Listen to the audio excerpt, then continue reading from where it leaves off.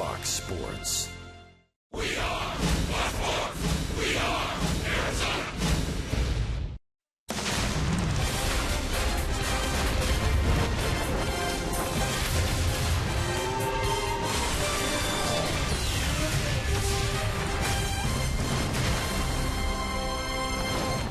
Well, the offense this weekend about as dry as the desert air for the D-backs. 2 runs in 3 games against the Pirates. And tonight at Chase Field, Goldie, Trumbo, Tomas and company set to turn the page and turn things around against Rockies pitching. It's D-backs baseball here on Fox Sports Arizona. Good evening from Chase Field. Welcome to the broadcast. Steve Berthume, Bob Brenly along the way. Game 1 of 3, the D-backs and the Rockies here. I go away for 3 days and get sick. So does the D-backs offense. We know one thing, Bob. The Rockies, they are healthy and they are swinging the bats. Well, welcome back, first of all. Good to see you back in the saddle again. And it's no news to anybody that follows National League Baseball. The Rockies are number 1 in team batting average going into play tonight. They've got a lot of weapons up and down their lineup, and it's going to be a tough task. Yeah, Cargo, Tulo, and Corey Dickerson, everybody, the usual suspects, Nolan Arenado in there as well. Yeah, when you got Cargo and Tulo both healthy, both swinging the bat, and Cargo's starting to heat up, this is a formidable lineup. Their number 8 hitter, DJ LeMahieu, leads the National League in hitting. How many teams can say that? They have lefty Tyler Matzik on the mound, Colorado. The Diamondbacks, if there's good news in facing this Rockies offense, they have arguably their 3 best pitchers going in this series. Yeah, you really like the chances with Chase Anderson taking the ball tonight. He's faced this team many times. He's very familiar with the Rockies hitters, and Archie Bradley's just been fantastic. Chase Anderson, Archie Bradley, and Josh Colmenter. And we are set to go here. First pitch. When we come back, we'll get back to that offense. So where's it gone for the Diamondbacks? Jody Jackson, our intrepid reporter, asked that question, looking for some answers to this inconsistent offense. Back with that, and then first pitch. D-backs and Rockies here on Fox Sports Arizona.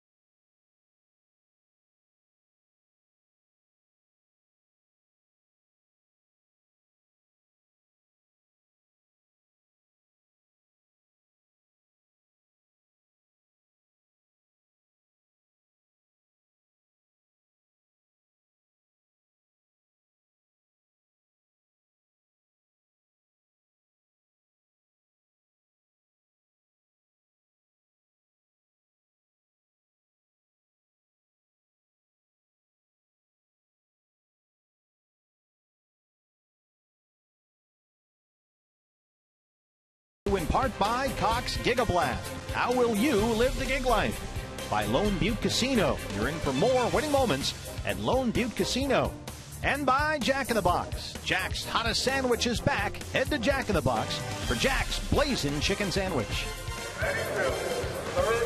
And welcome back to Diamondbacks baseball here on Fox Sports Arizona. The Colorado Rockies in for 3 games, starting here a new week for the D-backs Monday evening. Thanks for joining us. Jody Jackson with you here on the field. It is a new week and a new series. Diamondbacks are hoping for a better result, scoring just 2 runs in 3 games over the weekend against the Pittsburgh Pirates. Now, they did take early BP today. That was something that was actually scheduled a few days ago, according to hitting coach Turner Ward. You saw Paul Goldschmidt out there, Mark Trumbo, a number of guys working on the little things that mean so much during each and every at-bat. And as we saw over the series against the Pirates, it just depends on the pitcher that's out there and your personal approach to that pitcher. That's what the D-backs are working on tonight against Tyler Matzik. Here's Chip Hale on the offense. They'll work on some mechanical issues with all the different hitters. I mean, Goldie's even out there working on some stuff. So it's, hitting's one of the is I think the hardest thing to do in sports. So it's a constant give and take with different things. Your stride needs to shorten up. You need to get your foot down earlier. There's a myriad of things they're working on. Turner Ward and Mark Grace are working with all the hitters on all of those little things that they hope to put into play against Tyler Matzik, the left-hander, tonight for the Colorado Rockies. And for the Arizona Diamondbacks, it's the right-hander Chase Anderson on the hill. He's been very solid of late. Diamondbacks hope to get some runs and get the victory in Game 1 of this 3-game series here tonight at Chase Field. First pitch coming up next with Steve Berthiaume and Bob Brenly.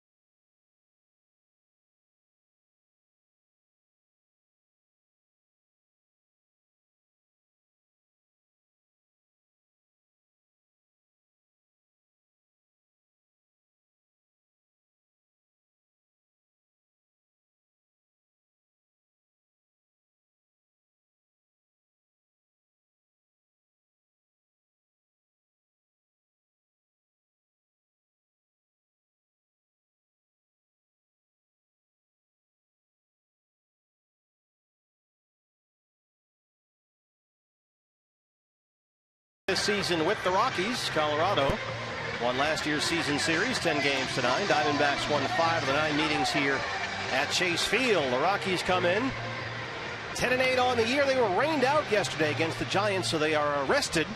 And everybody in this lineup, pretty much except for Cargo, Bob, is swinging the bat as per usual. Yeah, we're told Cargo's starting to heat it up a little bit. The last game against the Dodgers, they have double and a long home run to center field. So, as we talked about in the open, this is a dangerous lineup when they're healthy and firing on all cylinders. A very deep lineup. And they are all healthy and in there tonight against your Arizona Ford starting pitcher for the Diamondbacks. He is 27-year-old right-hander Chase Anderson, still without a decision on the season in 3 starts, but the ERA right at 3. Certainly has pitched well enough in his last 2 starts to earn a couple of victories, but the team didn't score many runs for him. Charlie Blackman. 7 innings last time out against the Rangers, gave up only 3 base hits and 1 run. Team was on the short end of a 7-1 Rangers victory that day.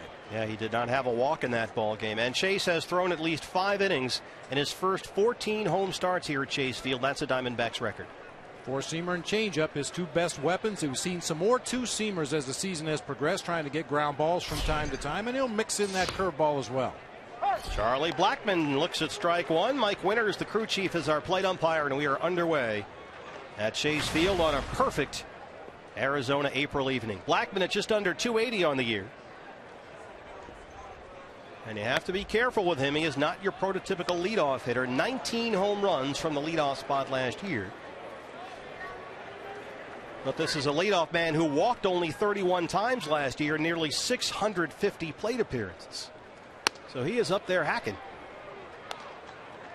And Anderson falls behind 2-1. You have to be careful. Can't just groove this guy, get him over a fastball to get strike 1. And if you do, often he takes it out of the yard.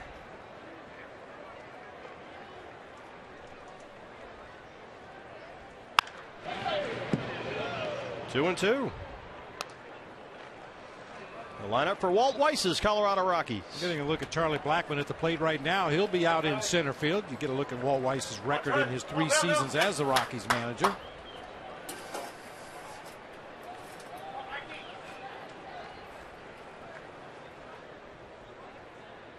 They're still trying to figure out the right formula for Coors Field. Doesn't matter who the manager is, you always try to figure out what it takes to win games at Coors. Good start for Chase Anderson. Blackman strikes out, 1 down. Here's that highly anticipated Rockies lineup. Charlie Blackman, you're out of here. Next up, Corey Dickerson out in left field. Troy Tulowitzki at shortstop. Justin Morneau, last year's batting champ in the National League, at first base. Nolan Arenado down at third. Carlos Gonzalez out in right field. Michael McHenry doing the catching with DJ LeMahieu, the National League leading batting average, hitting that 8 spot, and Tyler Matzik on the mound. The dangerous Corey Dickerson getting the start in left field tonight. He has been slowed this spring with plantar fasciitis in his left foot. He's got a gel insert in there, and he looks at strike 1. Hitting .317 with 5 homers, Corey Dickerson. Already with 8 multi-hit games this year. Had to leave their game Saturday with a left quad injury on top of that sore foot, so he's a little banged up right now. And Anderson is ahead 0-2.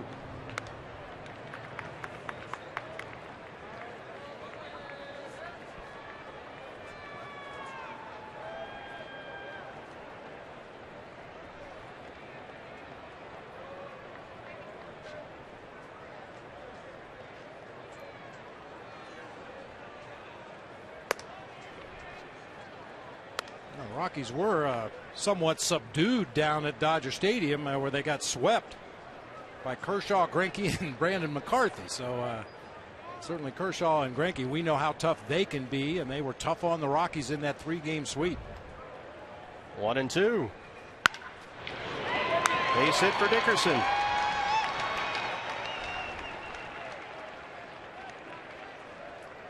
Take a look at the Diamondbacks defensively tonight around their right-hander.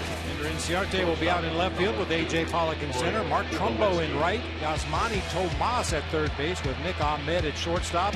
Chris Owens at second base. Paul Goldschmidt at first base. Duffy Goswish doing the catching.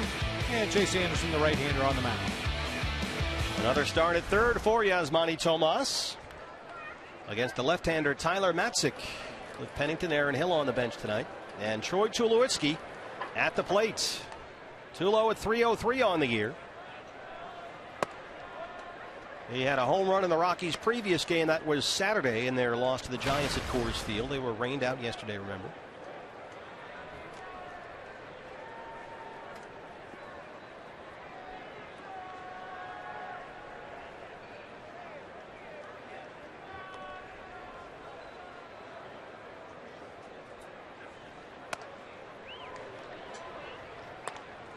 Tulowitzki got off to a hot start this year. 9 hits in his first 5 games. 6 of them were doubles, but since then he's been about a .250 hitter. He's cooled off a bit. Now, speaking of those doubles, the Rockies lead the National League with 46 doubles as a team. As always, some of that can be attributed to their home ballpark, that spacious outfield at Coors. And the way the ball carries, teams play very deep in the outfield, and a lot of times routine singles that roll slowly through the infield turn into hustle doubles. That is a weapons grade elbow pad that Tulo has got on up there. That's a Barry Bonds-esque.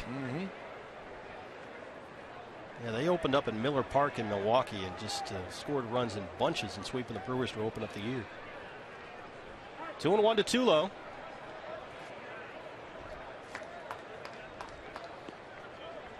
That's an American Gladiators kind of a deal there, isn't it? And of course the home road splits. Always a factor when talking about the Rockies. It is this year though, or backwards. There's a strike, 2-2.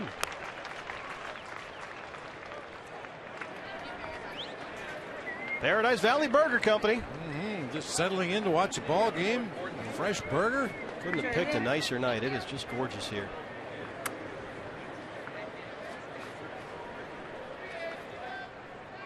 Corey Dickerson, the runner off first.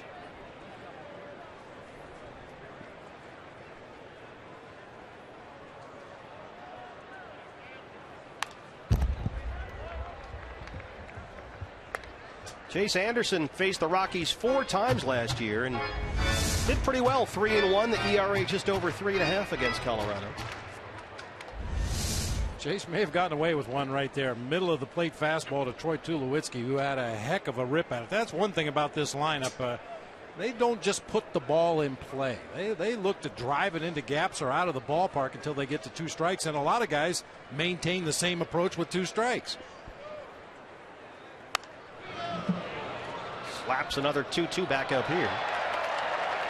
Chase 22 strikeouts in 23 innings last season against the Rockies, against only 5 walks. One sailed up and in on Tulo. That was a good miss. That changeup was so bad it drifted up and out of the strike zone. All Tulowitzki could do was foul it out of play. Better than hanging there in the middle of the strike zone. Those are the ones you don't get back. Nope. Especially against this guy.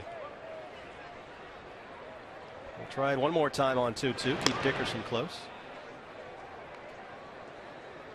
I want to thank the Governor Greg Schulte for filling in while I was under the weather, and still am a little bit, but we're battling through.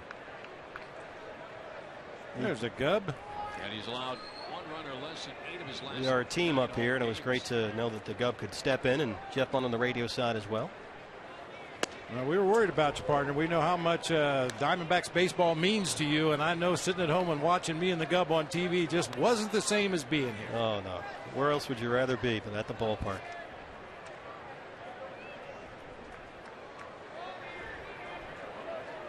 This is how trouble starts. Get 1 quick out. You got a runner ahead of Tulowitzki here. And a 3-2 pitch coming up. There goes Dickerson. Little jam shot, foul pop-up back here, and this is turning into a soap opera, this at bat. Another one of those TMP innings for Chase Anderson. Too many pitches. Boy, Bob, I've lost track of the number of times, even with a rotation really performing very well, I think, lately, the last couple of weeks. How many times a Diamondback starting pitcher has seen a 20-pitch first inning or north of that? Jeremy Hellickson yesterday. Archie Bradley, a 37-pitch first inning the other night.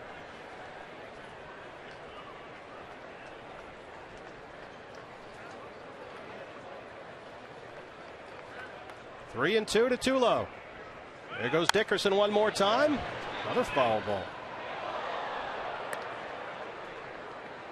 He's got Dickerson with a quad injury. This can't be good for him, running wind sprints down to second base as Tulo keeps fouling off the 2-strike pitches. He's got the plantar fasciitis in his foot. He left the game Saturday with a bad quad. He doesn't need this.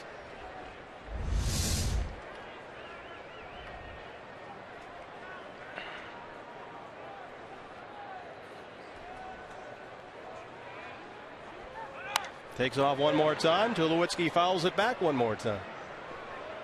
You got a real good chance for a strike him out, throw him out double play if you can get the first part of that. Get the strikeout, get Tulowitzki to swing and miss at something, and the way Dickerson is running and the late jump that he's getting from first base, there's a good chance it'd turn into a double play. 11th pitch of the at-bat coming up.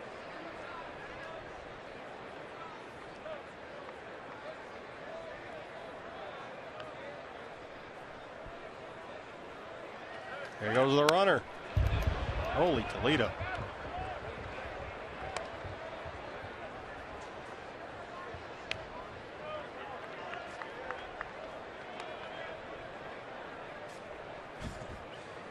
Kyle Kendrick tomorrow night starting pitcher.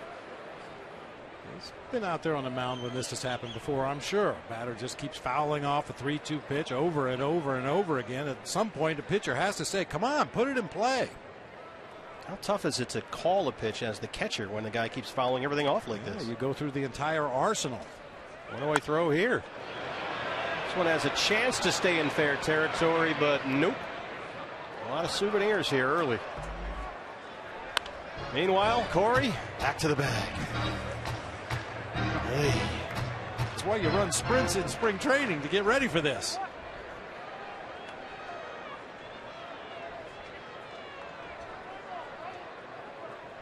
Pitch number 13 in this at bat coming up.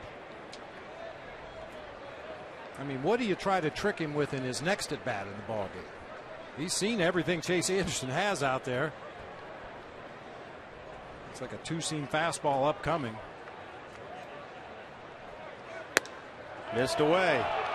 That's a Hall of Fame base on balls right there by a potential Hall of Famer. While we have a moment, let's take a look at our Valley Honda keys to the game. Obey the cliche. How many times have we heard hitters talk about, well, I just try to get a good pitch and put a good swing on it? Well, let's get good pitches tonight. Diamondbacks chased a lot of bad deliveries from Francisco Liriano yesterday. And for Chase Anderson, first start of the season, 5 innings, then 6, then 7. So let's go 5, 6, 7, 8. But after that last at bat, 8 might be a stretch. Might be a stretch. He's going to need some real low pitch innings to get through 8 tonight. You kind of you had kind of a Bob Fosse theme there. A little I like bit, that. yeah. Tapping my toe while I was saying. Justin Morneau, defending National League batting champion, up there with 2 on and 1 out. He's at just under 280 on the year with a home run. 5 hits in his last 2 games. A tired Dickerson at second, Tulowitzki at first. And there's the strike, 0-1. Good first pitch curveball. I mean, I'll say it, but every team in baseball, good first ball fastball hitting team, but the Rockies really live on those first ball fastballs. If you can roll a curveball up there or get a straight change up in the zone and steal that first strike, a much better chance of getting these guys out. Justin Morneau hits it high and deep and gone. Morneau, his second of the year, and it's 3-0 Rockies.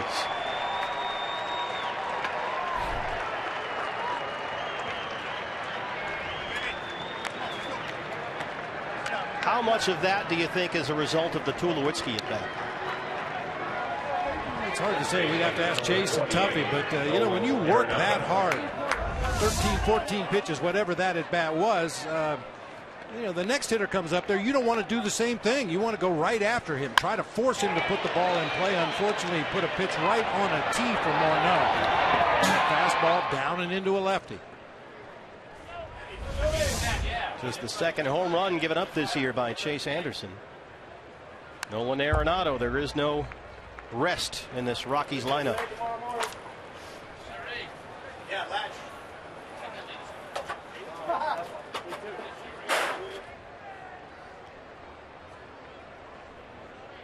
16 first inning runs. Most of the majors, we talked about those 20 pitch first innings by Diamondback starters. Chris Owings throws out Arenado, 2 down.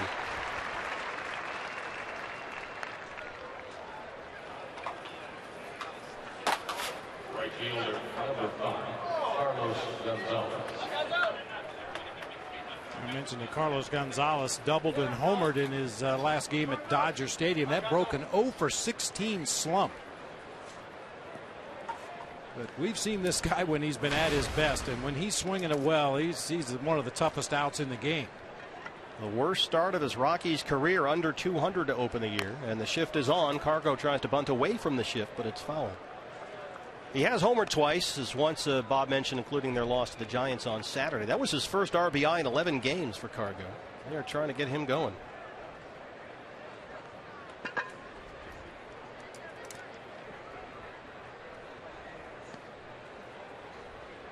And approaching a 30-pitch first for Chase. Here's the 0-1.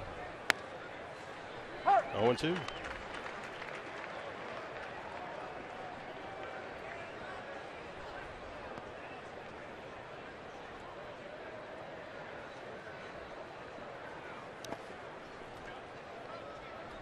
Kind of odd to see Gonzalez attempting to bunt for a base hit against that drastic pull shift that the Diamondbacks play on him. They've had exactly 0 successful bunts this year for a hit. They've tried it 8 times, fouled it off 6 times. Out in front of that, he gets the strikeout, his second of the inning, but the Rockies put up 3 on the Morneau homer. Diamondbacks coming up.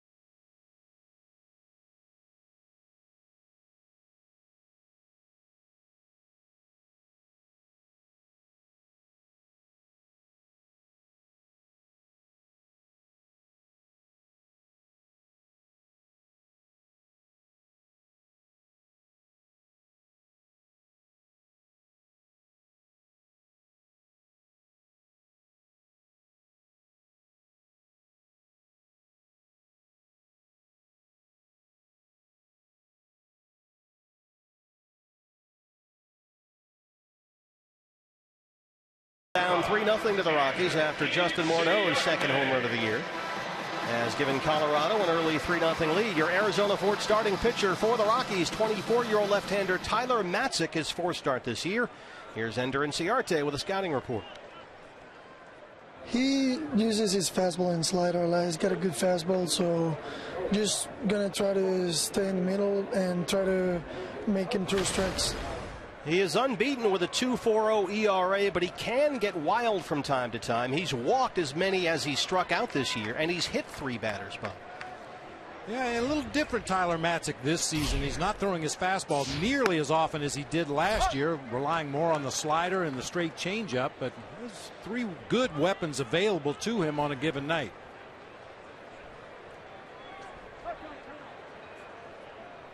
Late time granted by Mike Winters behind the plate. Ender Inciarte leads it off. Ender hitting just under 320. And one of the qualities that makes him such a good leadoff candidate is that Ender hits left-hand pitching, which means as a left-hand hitter, you don't have to drop him down in the order every time you're up there against a left-handed starter. So Ender has continued that into this year. 9 hits in 20 at-bats versus left-hand pitching so far.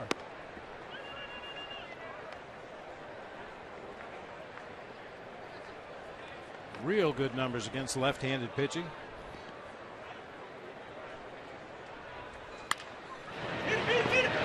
Slaps it to shortstop. Tula, a little jump throw there.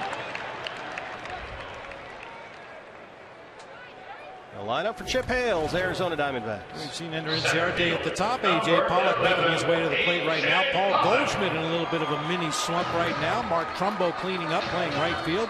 Yasmani Tomas down at third base. Chris Owings at second base. Tuffy Gosawish behind the plate, Nick Ahmed at shortstop, and Chase Anderson on the mound. A.J. Pollock.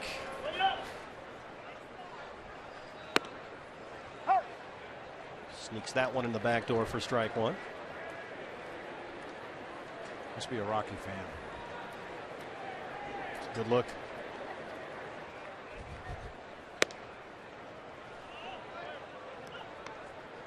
AJ just under 340 for the year.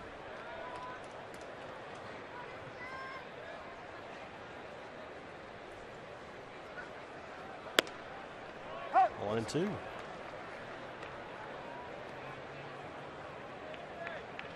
Tyler Matzik pushed back a day following the Rockies' rainout yesterday.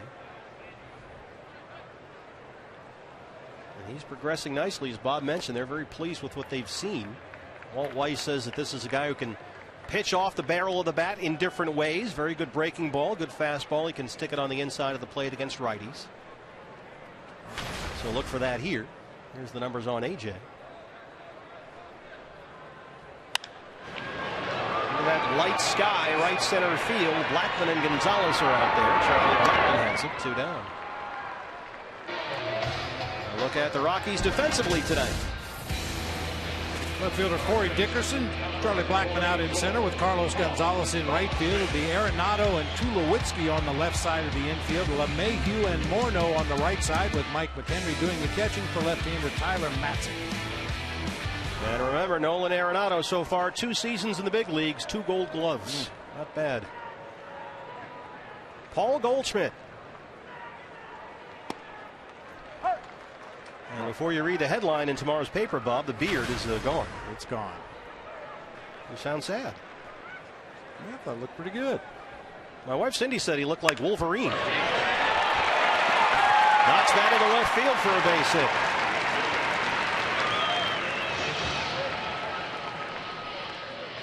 So the Wolverine beard is gone, and the base hits are back. Right field, number 15, Mark Trumbo. There's Trumbo. He's the anti-Samson. Takes the hair off and regains his powers. I said as long as he starts singing like Wolverine and Les Mis, we'll be fine. That was painful. Mark Trumbo hitting just under 270 for the year. What is that? Hugh Jackman.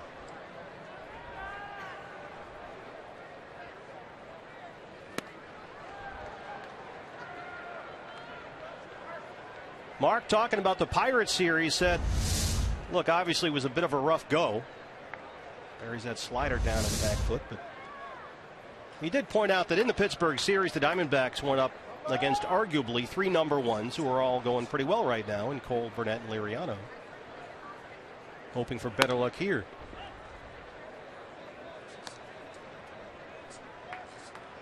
And Trumbo comes into tonight with 4 hits and 16 at bats on the homestand.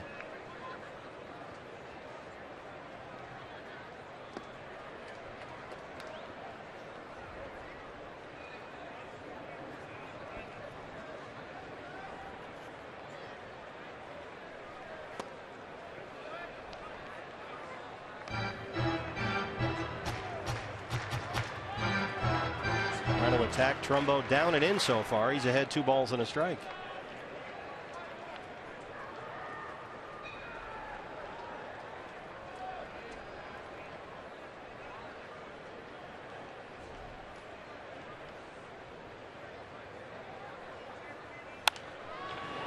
That's not a play.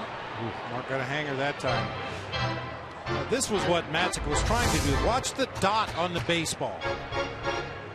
You see how the seams kind of, as they rotate, you can kind of see a dot on the back of the baseball. Well, you can see that same dot on the front of the baseball as it's coming to home plate. That's one of the things that a hitter looks for, the rotation on the ball.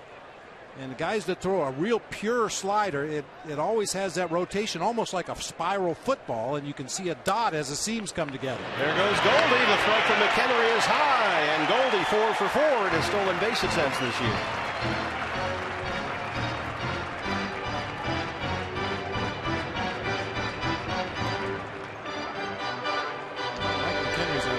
Good offensive catcher. He receives the ball well. However, he's had all kinds of issues throwing the ball the last couple of years. That's something the Diamondbacks might be able to exploit in this series. And remember, it was McHenry who was behind the plate when David Peralta stole home here against the Rockies last year. So if you're the hitter and you know the guy has a slider like Matzik does, you're looking for that dot? Well, as soon as you see the dot, you know it's a slider, but there's some time involved there for your eyes to see it and go to your brain and then send a message to your muscles. So sometimes it's not enough time. Miss there, 2-out walk. Trumbo aboard for Yasmani Tomas. Hopefully the Diamondbacks went to school on Francisco Liriano yesterday. I mean, he just refused to throw strikes, and the Diamondbacks refused to take the walks, even though they got 6 base on balls in the game. They could have easily had 10 or 12. Liriano just bouncing sliders in the dirt, changeups in the dirt, off the plate away, high fastballs, and the Diamondbacks offensively were attacking all of them. Yeah, Tomas especially, he was very aggressive against Liriano up there yesterday. And he's up here right now with 2 on and 2 out, down 3-0 at 286 on the year. 4 hits in his first 14 at bats in the big leagues. Goldie at second, Trumbo at first, 2 down.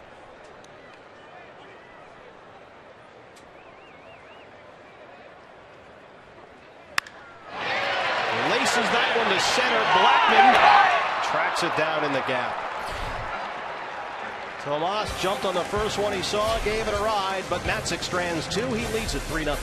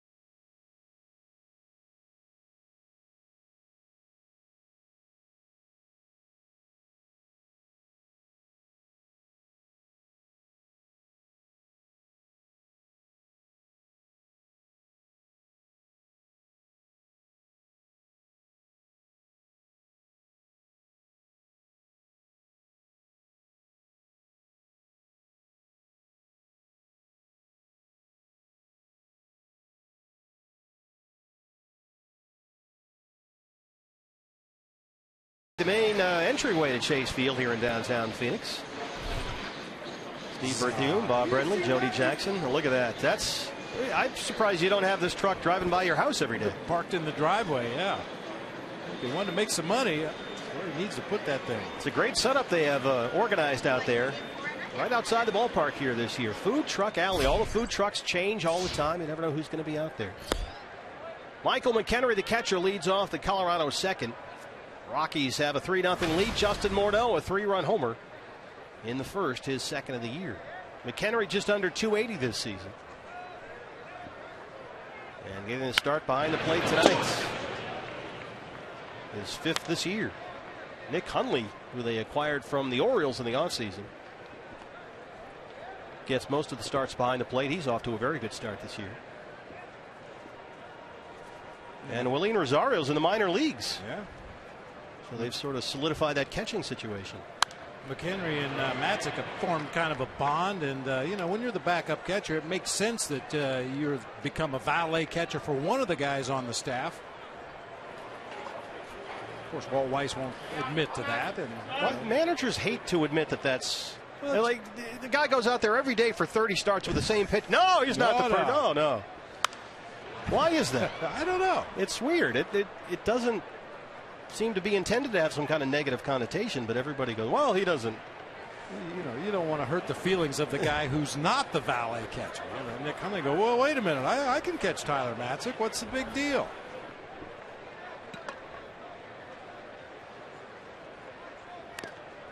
And that's the situation the Dodgers were in this year with Kershaw and A.J. Ellis. Yeah. They went and got Yasmani Grandal.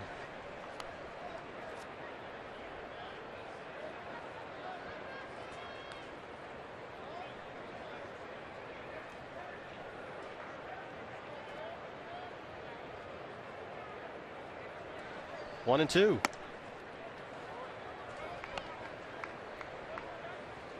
McHenry, 45 starts behind the plate for the Rockies last year. Had a good season with Colorado. Hit .315.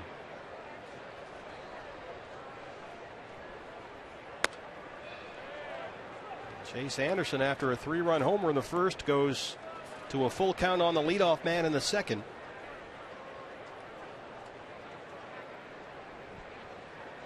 And the Major League's leading hitter is on deck, DJ LeMahieu. High in the air down the left field line near the corner. Inciarte might have room here. And he does. Ender tracks it down.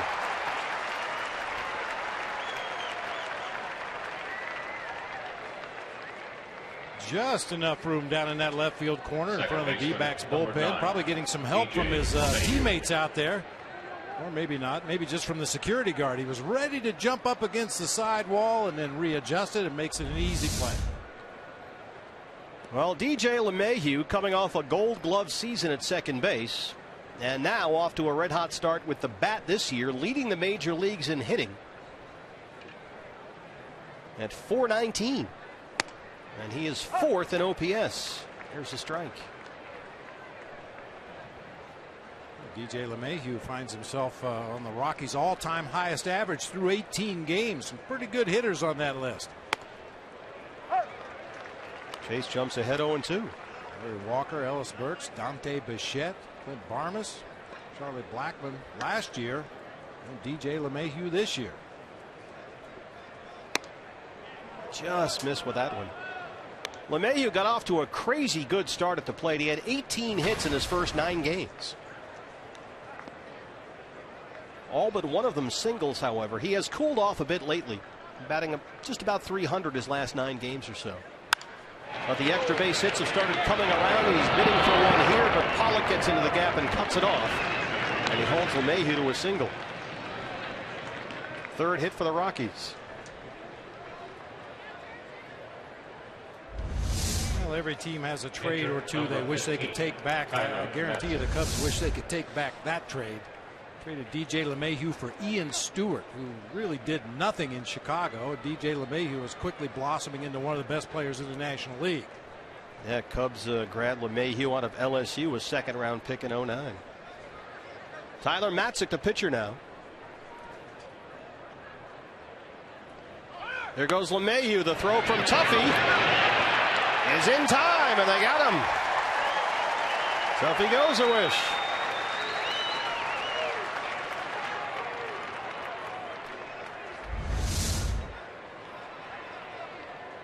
I think that might have been a broken hit and run right there, although you don't usually hit and run with your pitcher at the plate, but LeMahieu clearly looked back to home plate expecting Matzik to do that. Matzik belts it right back to center field. Barreled that one up.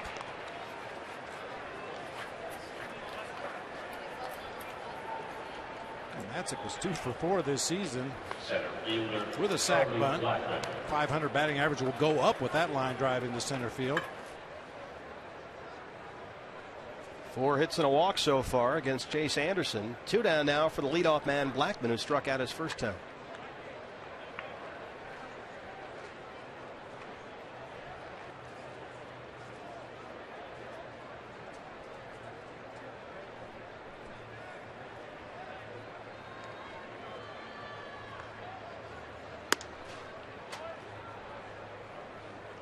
Charlie Blackmon, an all-star last year, first time in his career.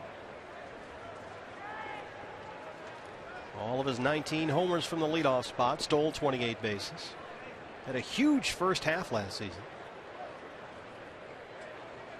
And a huge beard. As Mitch Riggin, our director, points out, who's a big fan of beards himself. Now you look like you're playing for a team in the Rocky Mountains with that beard. He'll be checking his traps. Jeremiah Johnson.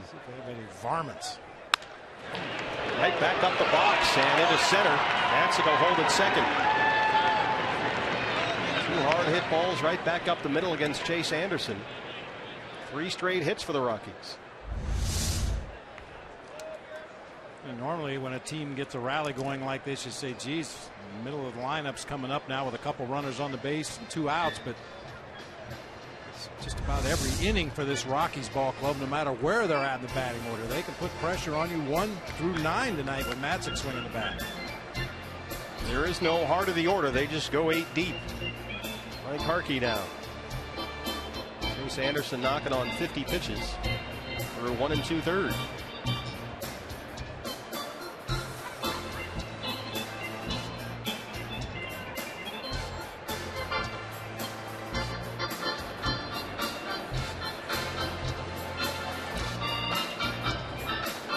Chase not as sharp as we know he can be in his first start this year. That was against the Dodgers. Needed 100 pitches just to get through 5 innings. But very good in his last 2 outings against the Padres and then the Rangers. In his last 13 innings coming into tonight, only 3 runs allowed. A walk and 10 strikeouts, but he's down 3-0. And in trouble here in the second, 2 on 2 out for Corey Dickerson.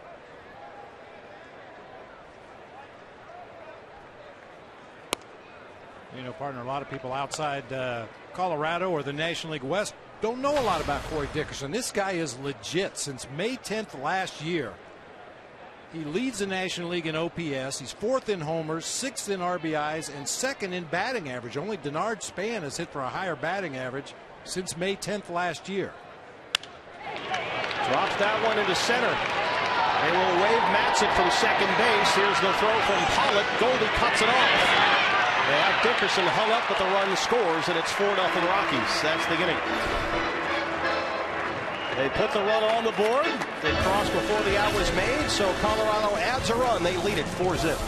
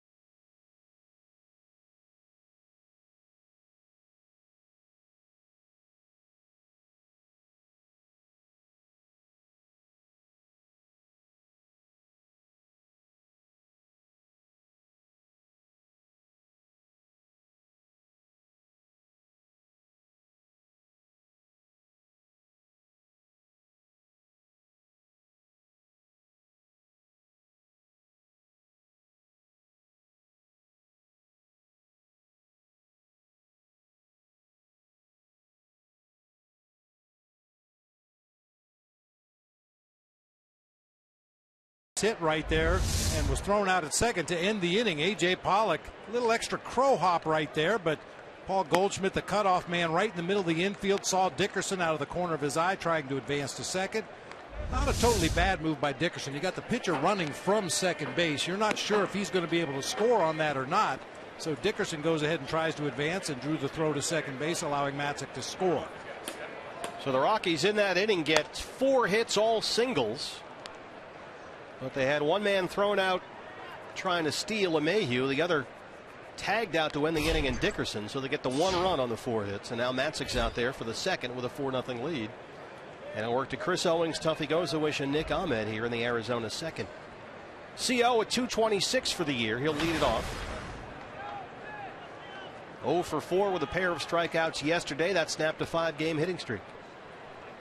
He's been pretty good over his last 8 games. However, after a slow start, he was hitting barely over 100 after the first 8 games of the season, hitting .333 over the last 8 games with more extra base hits and more RBI. You know, he says that's just getting more at bats, getting more confident, more comfortable up there, kind of back in the zone, hitting the ball hard. And that's been going on for Chris pretty much since the series at San Francisco, I think. Since things have slowed down for him up there a bit. Because he's going to hit, we know that. Skies this one up, first base side. Ready, have room here, and he does.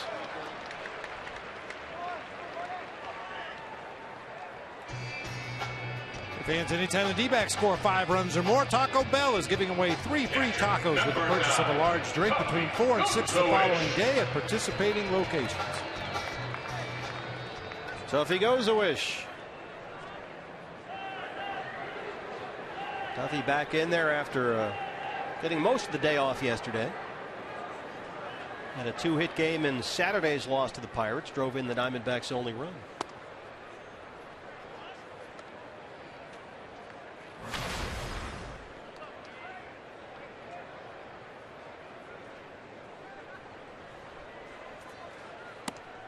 Walt Weiss was asked for a way to summarize Tyler Matzek out there, his young left-hander, and he kind of thought about it and said, you know, he's got stuff, which is always a great word when guys are describing pitchers. He's got stuff, and he's able to command that stuff, and when he has that command, he can be pretty tough. This guy was a first-round draft pick back in 09, 11th overall, so they must have seen something, and it's really showing up this year. Well, he walked 6 Padres in 5 innings in his last start. That's when he didn't have the command. That was Tuesday at Coors Field. 6 walks, a career high. Got a no decision in that game. And he fans Tuffy. His best effort so far this year, Matzek, his start previous to that, April 15th at San Francisco. A run on 5 hits and 6. He beat the Giants. Shortstop, number 13. Here's Nick Ahmed. Matzek, 20 games as a rookie last year, 19 starts, went 6-11, and the ERA was just over 4. Nick in there at 125 to start the year.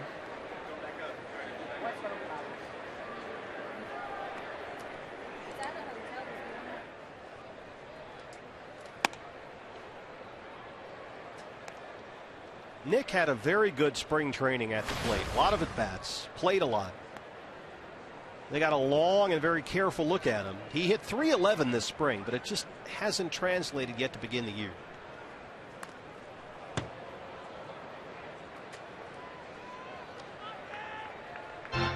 And one thing, Bob, they haven't, at least from up here, panicked with Nick. He's getting his chances. We know about what he can do defensively. That means a ton. But it seems like they're willing for the time being to let him dig his way out here. Well, that's because his glove is so good and has remained good even throughout his offensive struggles. I think if you had seen him take his bat out to the field with him and maybe misplay some balls, that might be a different story. But his defense has been off the charts good and remains to be good even through his offensive struggles.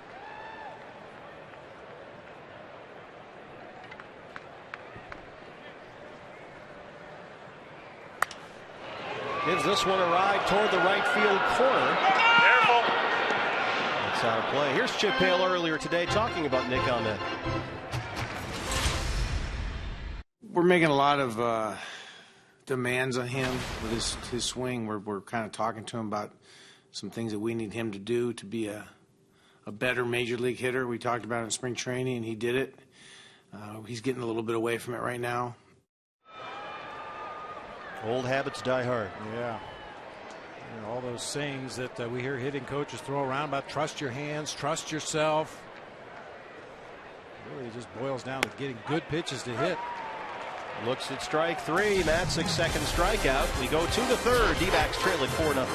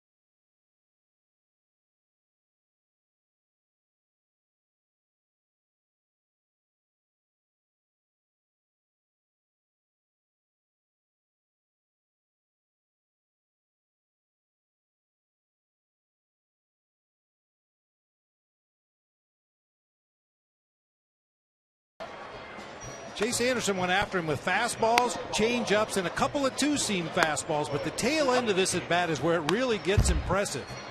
He gets to the two-strike count, and then starting right here will foul off 5 consecutive full-count pitches.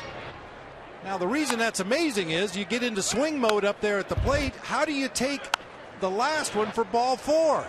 Just off the outside corner and down a little bit. That's great plate discipline, swinging at pitches up in the zone he knew he could handle, even though he was fouling him off, and then laying off that borderline pitch low and away. And then the next batter, Justin Morneau, hit a 3-run homer.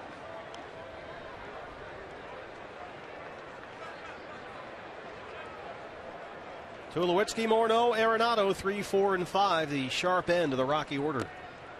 And the Diamondbacks go into the defensive overshift on the left-hand side with 3 infielders. There's a look. What a night here in downtown Phoenix. Look at that. Just beautiful. Well, you're just glad to be out of the house. I'm glad to be upright. I'll tell you that. You know, and during that first Tulowitzki at bat, I said, you know, he's seen everything Chase Anderson has to offer, but he didn't really. Chase showed him 4-seam fastballs, 2-seamers, and changeups. Of course, what does he do? He starts his sequence with a curveball. The only pitch that Troy had not seen in Chase Anderson's arsenal.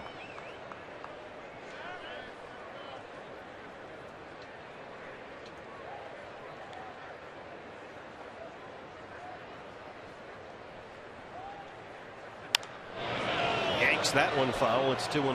Well, last year Tulo able to play only 91 games, and he was brilliant before the break. Played like an MVP during the first half of the year. Hit .340 with 21 homers,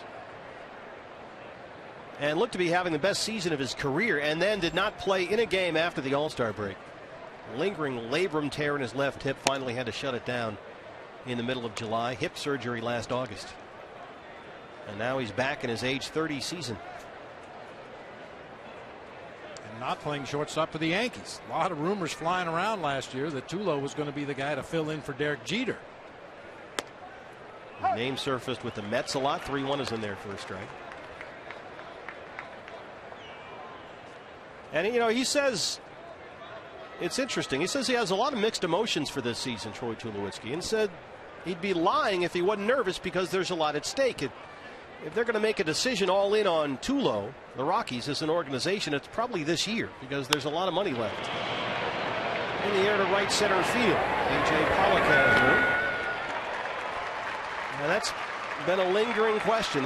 They got a new GM in Jeff Bridich, and he sort of stood pat, didn't make any big bold moves, didn't blow it up. They stuck with Cargo, they stuck with Tulo.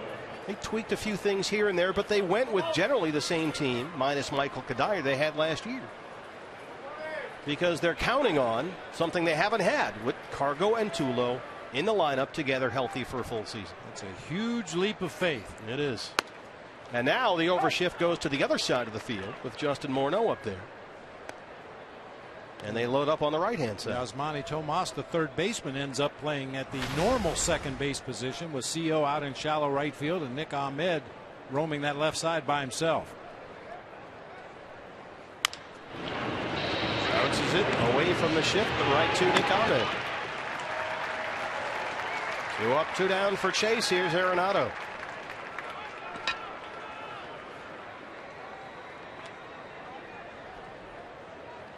Third baseman Nolan Arenado. Nolan Arenado already with 11 extra base hits. That's 4th most in the major leagues. 0 for 5 in their game Saturday. That snapped an 8-game hitting streak. It was the first 0 for 5 of Arenado's career. And this guy just turned 24. Keep calm and drink a cup of coffee. Nice. That's nice. I like that. Nice. By the way, those are coming. We filmed those last week before I went down with sinusitis. I think it was the coffee. I thought you didn't drink coffee at the Cup of Coffee show. I didn't last year, and people got very upset. You're not drinking coffee. It's just called cup of coffee. So I had some iced coffee, and it was great. It was clearly not the issue. But we filmed an episode last week with Tony La Russa, who filmed an episode with Dave Stewart. And those will be coming in under on the 10th Inning program, the Cup of Coffee edition of 10th Inning, coming up sometime next month. Yeah, looking forward to those. Here's Stu, Dr. Ed Lewis, John Watson.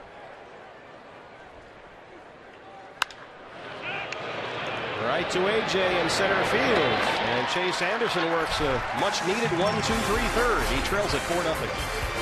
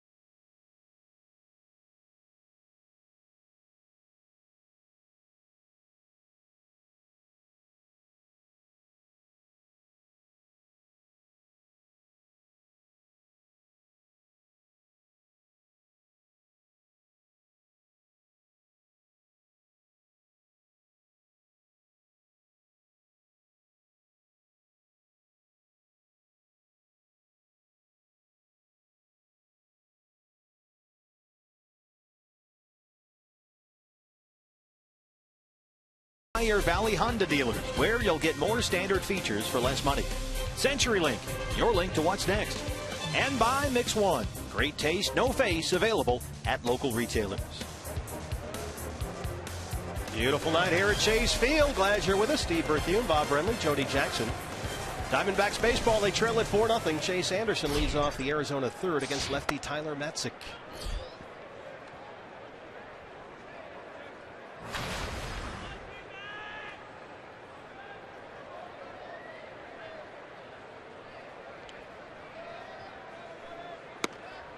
There's a strike, 1-1. Matzik faced the D-backs twice last year. Both starts right here at Chase Field, in fact. Noted that he can get wild from time to time. August 8th, he walked 5 in 5 innings, got the loss in a 5-3 Diamondback win. and then came back here to Chase Field about 3 weeks later, and he was outstanding. 7 innings of 3-hit ball. And got the victory. Colorado won that game 2-0. He's behind on the pitcher, 3-1.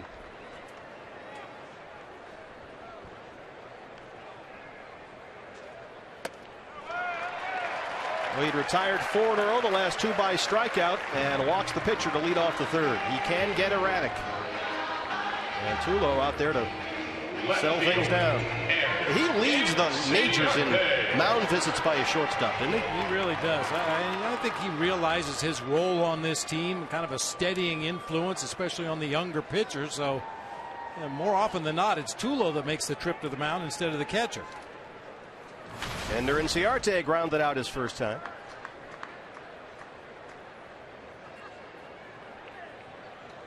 Ender's hit safely in 4 straight. Arenado comes in on the grass at third, and Inciarte looks at strike 1.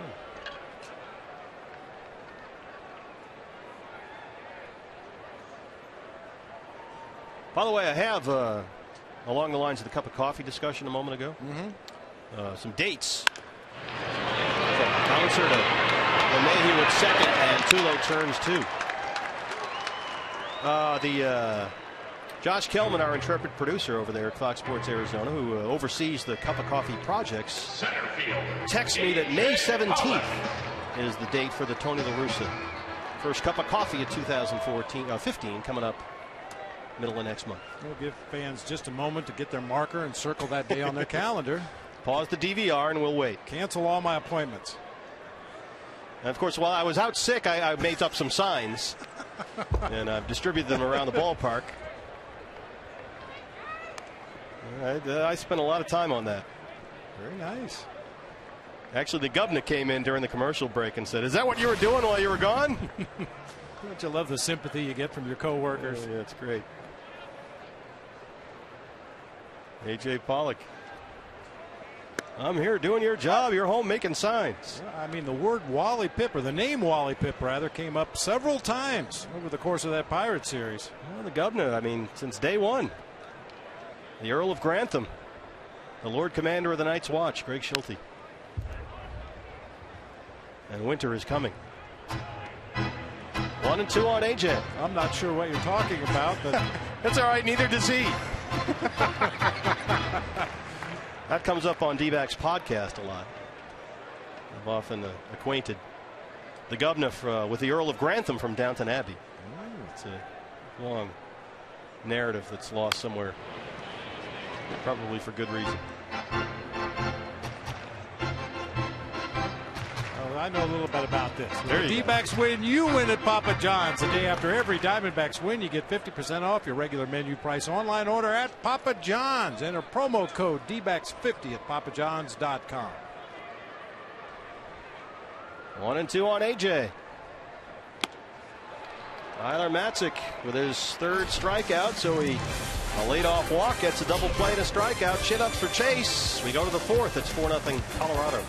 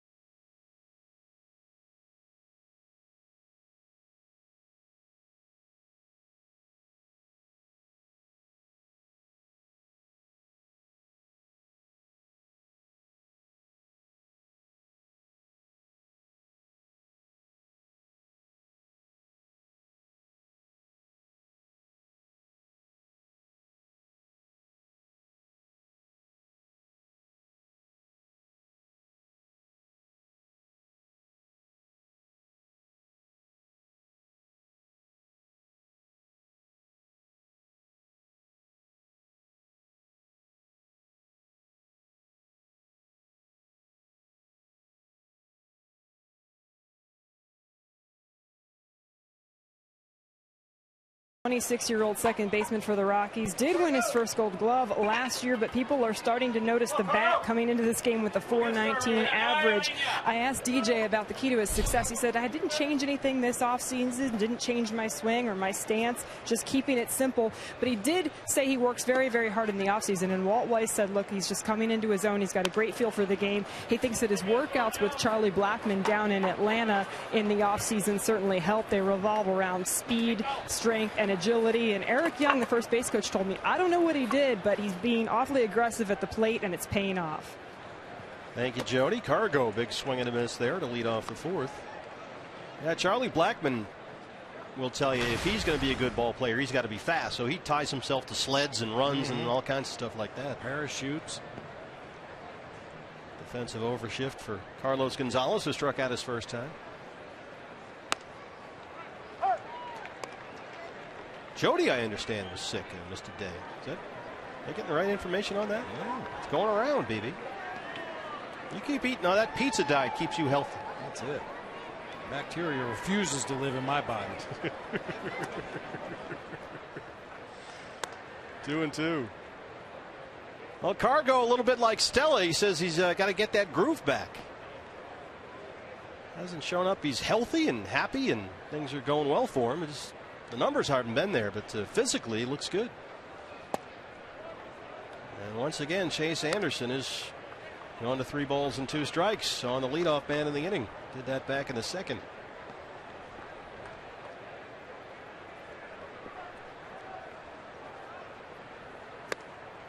Walked him. Second walk issued by Chase. There you go. See, that's French fries and what is that, a burger? I think it is. Yeah, that's it. That'll keep the bacteria away. Guy's eating that burger like he's going to the electric chair or something. Those Paradise Valley burgers are good, man. That even looks good. I may have to take a break here. Michael McHenry flied out his first time up. That's out of play.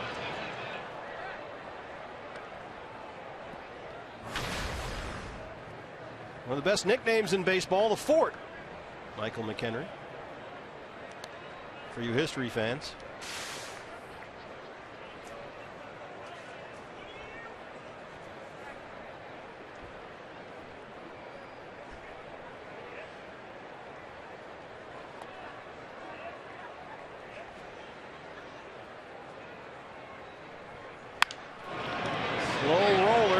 Too slow to get 2. They're going to try, and nope, McHenry beats it out.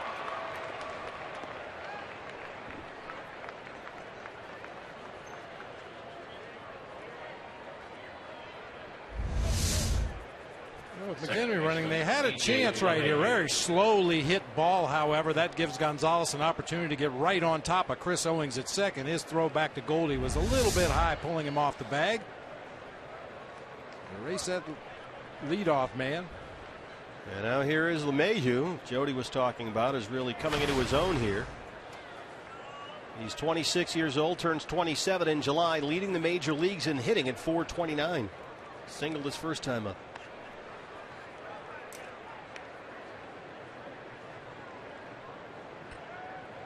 Well, Weiss said it's just a matter of time for this guy.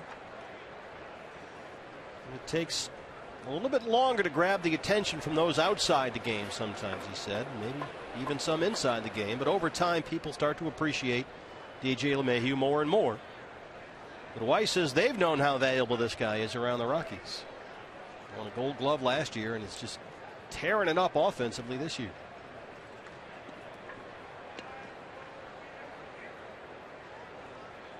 They turn out some players at LSU, boy. Yes, they do. And with a name like LeMahieu, I think you have to go to LSU, don't you?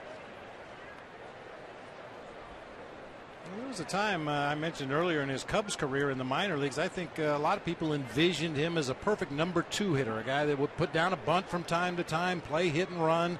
If he happened to get on base, he's got base stealing speed. Play great defense at second base, but I don't think anybody envisioned him being the hitter he's been at the beginning of the season this year. I mean, he last year hit a real rough patch at the plate.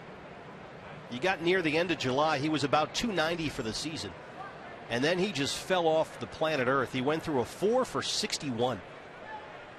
But showing no signs of that here to open up the season. But he dug his way out of that and worked hard in the offseason, as Jody mentioned. But when he was going through that 4 for 61, he said he would, try everything different. Switch bats, switch batting gloves, walk differently, every single thing you could think of. And finally just calmed down and the hits started coming back.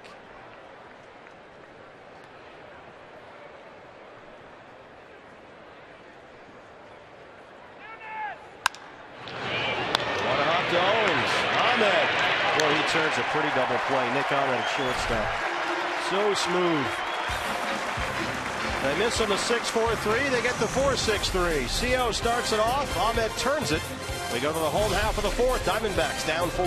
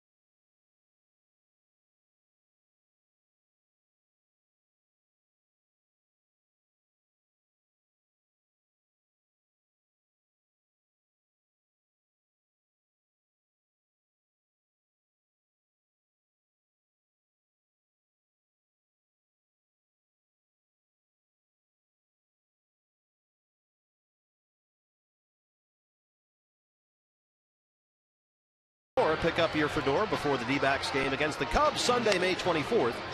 Courtesy of Gila River Casinos. Get your tickets now at dbacks.com. Lemonade, lemonade. Like Grandma made, yum, yum. Gotta get some. Yeah, baby. You know you want it. Hello. Just like Grandma used to make. Didn't take long. Yeah. Goldie leads off the fourth.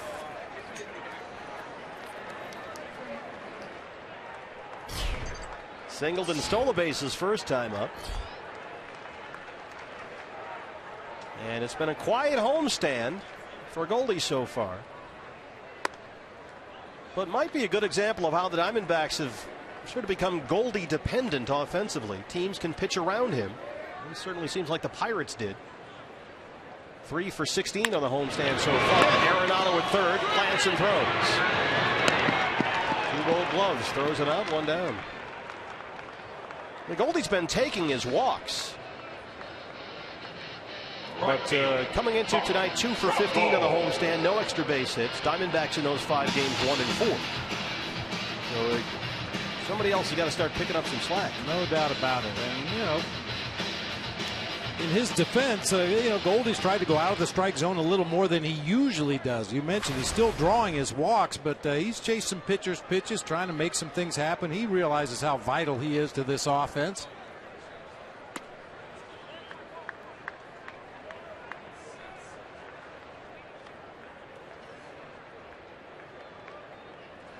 Clint Hurdle was talking about the Pirates' approach after yesterday's game, and he said, look, Goldschmidt did get some walks, but he was not going to beat us. And that's clearly the mindset. I mean, you're pitching against the Diamondbacks, Bob. That's the first thing you're thinking of, right? I'm not letting that guy beat me. Right now, absolutely. I mean, we've seen Ender be hot at times. We've seen A.J. Pollock swing the bat well at times. Mark Trumbo's gotten his share of hits, but Goldie's the guy that makes it all work. You definitely bear down and try to get the guys in front of him out so that when he comes to the plate, he doesn't have RBI opportunities, and then you can really pitch Goldie tough if there's nobody on base in front of him. 3-0 to Trumbo. I mean, that was the approach that Pittsburgh used, and it's become an obvious approach in pitching to the Diamondbacks. As Clint Hurdle said, keep people off base in front of Goldie and Trumbo, and that allows the opposition to then attack the entire lineup after the big guys. Belted down the left field line by diving Arenado, and Trumbo will head for second.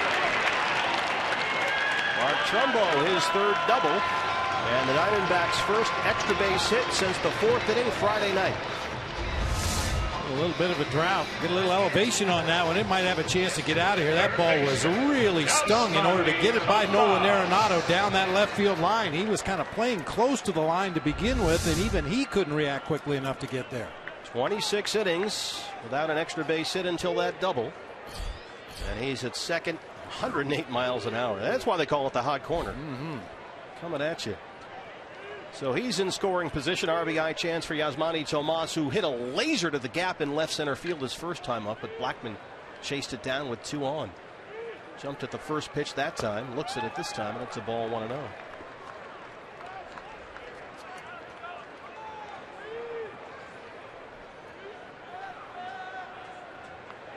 And the encouraging thing about the Tomas lineout was that he drilled the ball to left center field. We've seen him do that in batting practice and in some spring training games, but here in a big league game. So I'm turn on one. 26 innings, their first extra base hit since Mark's hit Friday against the Pirates.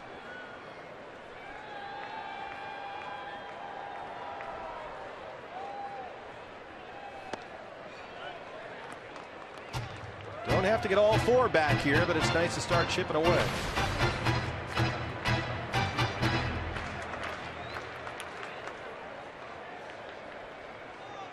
Tomas on base twice in his start Friday. Had a base hit and a walk. Went 2 for 3 in his start in one of the Texas games on this homestand. 2-1 misses, and he's ahead 3 balls in a strike. And you mentioned Tomas's first at bat in this game hit a bullet out there to Charlie Blackmon in center field. It still goes as an 0 for 1 with men in scoring position. Way off the plate, down inside, trying to stay down, which continues the trend. The timely hit just hasn't been there over the last 7 games, plus tonight 4 for 48 with 15 strikeouts for the Diamondbacks offense. Full count. There it is.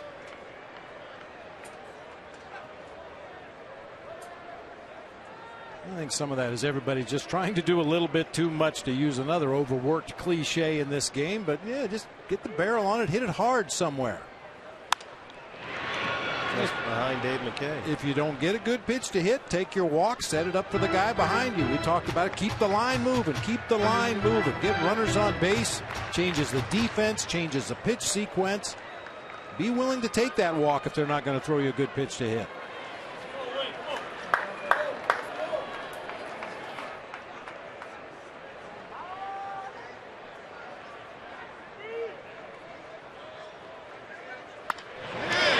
Third, a one hopper to Arenado.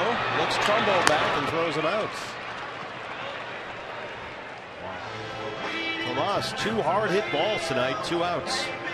That's buzzard luck for Tomas. He has squared it up twice in this game. The drive to left center, the Blackmon ran down, and then this bullet down to Nolan Arenado. Boy, you talk about slowing the game down. He had that all the way. That ball was hit as hard as anything we've seen in the game tonight. He made it look like a routine one hopper down there to third base. He looks like a guy who could be a perennial MVP.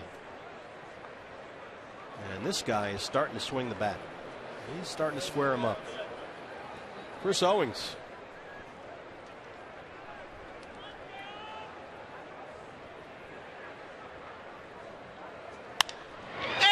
In the air, right center field. Blackman coming in. Cargo is there. It's Gonzalez. And they strand the one-out double. Through 4. Diamondbacks trail at 4-0.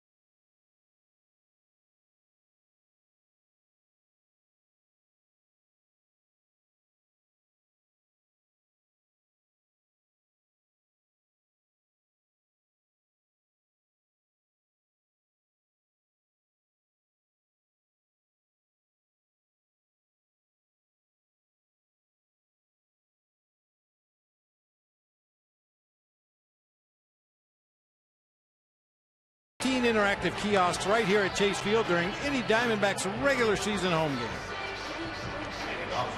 5th inning, D-backs trail at 4-0. Justin Morneau, a 3-run homer in the first. They added one more in the second. 4-zip. D-backs so far with just 2 hits, a Goldie single and a Trumbo double. And Chase Anderson, who has given up 6 hits, including the home run, will face his opposite number, Matzik, who singled and scored his last time up to lead off the 5th.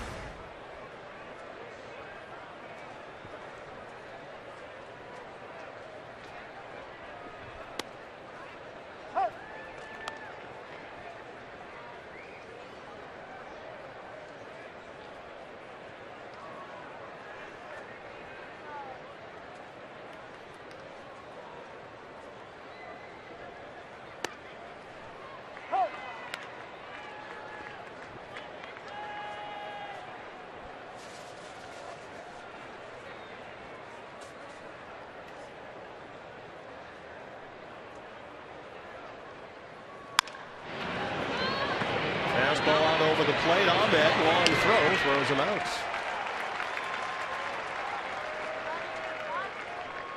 One away for Charlie Blackmon. Center fielder Charlie Blackmon. Hey fans, follow the Arizona Diamondbacks all season long with the MLB.com at Bat app, the #1 app for live baseball. At Bat is up for the moment, at any moment, with in-game highlights, live look-ins, replay reviews, radio broadcasts, StatCast, and a whole lot more. Get MLB.com at Bat for your smartphone or tablet.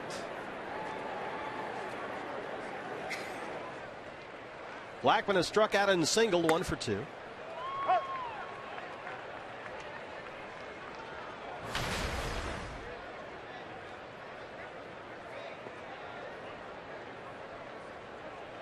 Blackmon trying to prove this year he's not a one-half wonder like he was last year. Had that brilliant first half we mentioned previously, but then kind of faded down the stretch after the All-Star break. And can he show the Rockies he can play at that All-Star level over the course of a full season?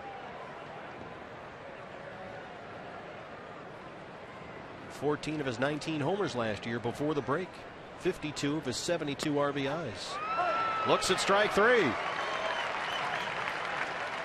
Third strikeout for Chase. 2 down. Blackmon caught looking for something else right there. I mean, that's an 88-mile-an-hour two-seam fastball right on the inside corner there. That's the effect that Chase Anderson changeup will have on hitters. They get to that 2-strike count and anticipate the changeup, and he can sneak an 88-mile-an-hour heater by him. Here's Dickerson. 2 for 2, a pair of singles. He has scored a run.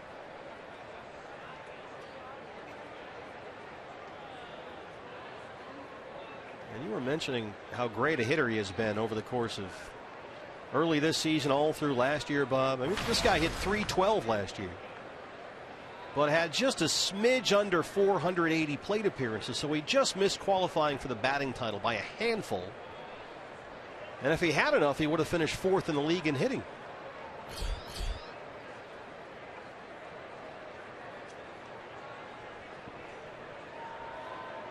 "24 homers, led the Rockies last year." And he will swing from his shoes. Pull muscle swinging that hard. He got a pitch on the inside part of the plate, tried to get it up in the air to right field. Watch this effort. Big leg kick, big lift swing, ends up on his back knee. It's like George Scott there, the boomer from the left-hand side. Well, this guy had a wacky offseason hitting routine. He would drive down to Walmart or Sam's Club back home, Mississippi, get one of those giant tubs of unpopped popcorn kernels, and he'd take his girlfriend out in the backyard and she would pitch him the popcorn kernels, and he would hit those with a bat, a regular wood bat, a little tiny popcorn kernel coming at him. And somebody said, "Well, how'd that work out?" And Dickerson said, "Well, she couldn't really throw him too good, so she got fired." They got married, but she was fired as the popcorn tossing batting practice person. He credits all his offensive success to Orville Redenbach. Right. Beth Ann. Mike and Sharon, they know what they're doing down there with the Cactus Corps. She was fired as the BP pitcher, but she was hired as the wife. He strikes out at a popcorn kernel upstairs there. 4 strikeouts for Chase. He works a 1-2-3-5. Air hockey. Diamondbacks looking for more offense. They're down 4-0.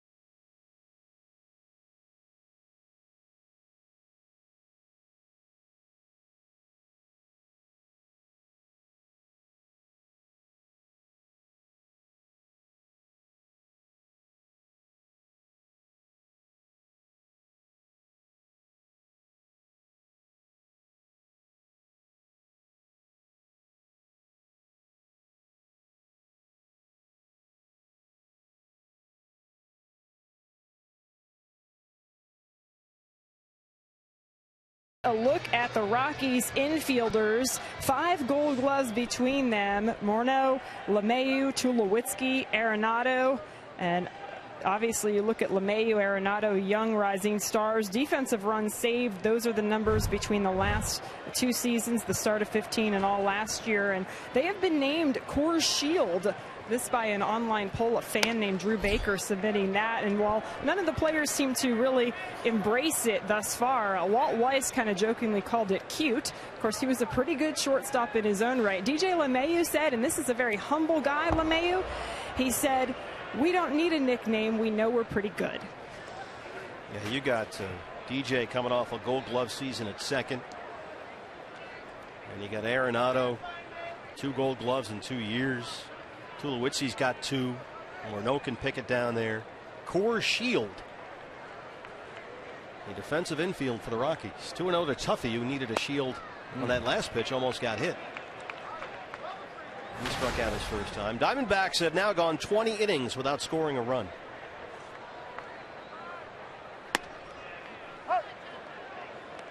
Last time they had at least 20 consecutive scoreless innings, July of 2013.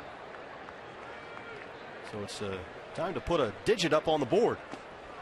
And that's a good start. Leadoff walk. Told you that Matzik will get wild. That's his third walk. Give him a chance to get wild. You know, it's interesting. He walked Chase, the pitcher, to lead off the last inning, in the third, pardon me. And then once again, Tulowitzki out there to give him a little pep talk. Talk about that Coors Shield infield defense. Not only do they scoop up every ground ball, it's tough to hit it over their heads. This is one of the tallest infields in all of baseball. Both guys on the right side, Morneau and LeMahieu at 6'4". Troy Tulowitzki at 6'3". Nolan Arenado's the runt at 6'2" on that infield.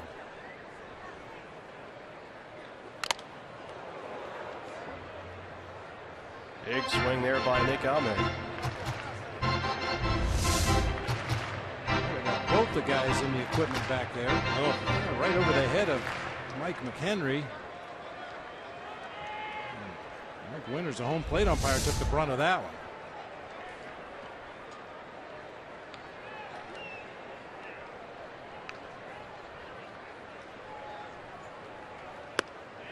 one. Nick Ahmed down 0-2. Nick struck out looking his last time up. He is 1 for his last 23 at the plate with 11 strikeouts.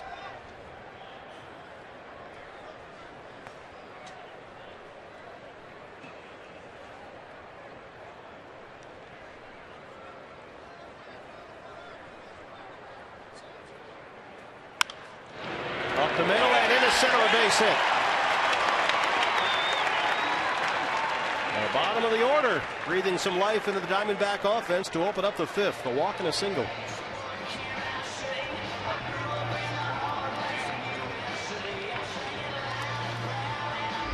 That hole. Back up the middle of the field. See how far split the Rockies middle infielders were right there, giving Nick Ahmed enough room to squeak one through, putting Diamondbacks at first and second for Chase Anderson. You would expect a sacrifice bunt here. We'll see. You've got Tuffy, the runner, at second, and Ahmed at first. Chase walked his first time up tonight.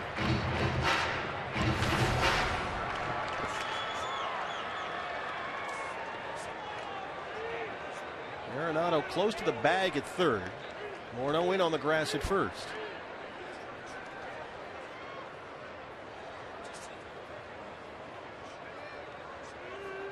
Anderson shows bunt. Drops it down. It's a good one. Runners advance. Nicely done.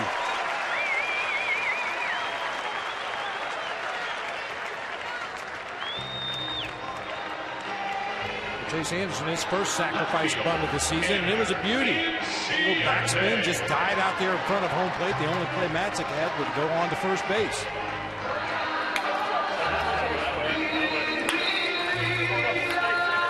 So the Diamondbacks have 2 on in scoring position, 1 out for the top of the order, Ender and Ciarte. Ender has twice grounded out, once into a double play.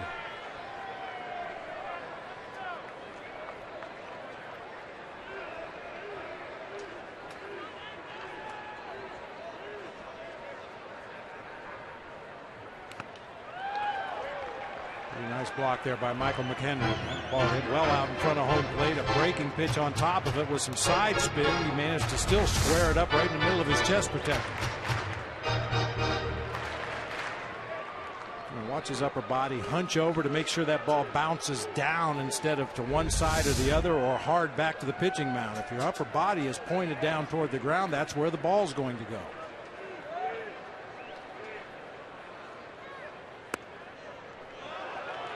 Ender lays off that one. He's ahead 2 balls and no strikes. Chance to get right back in this ball game right here. Yeah, get ready.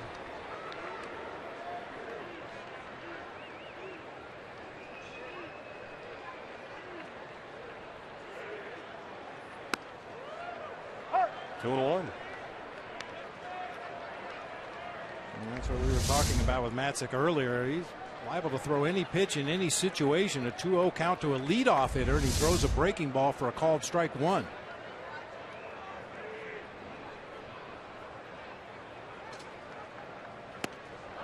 Fans at that one. It's 2-2.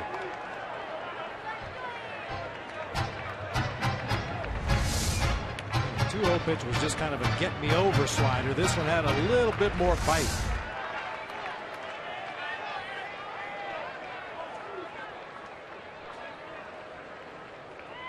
Goes a wish at third. Ahmed at second. Lays off that, and it's full. 3-2. Pollock on deck.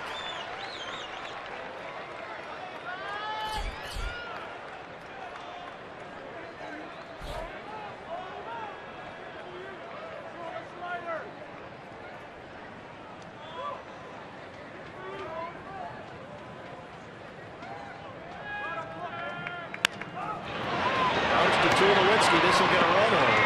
Goes Inciarte out. Tuffy scores, and it's 4-1. And the shutout streak is over.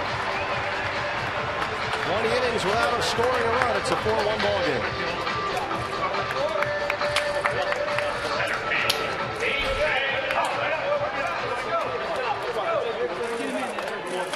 Finally broke the seal. Hopefully the runs will come in bunches now. Well, there's another one standing at third for AJ. It was 0 for 2.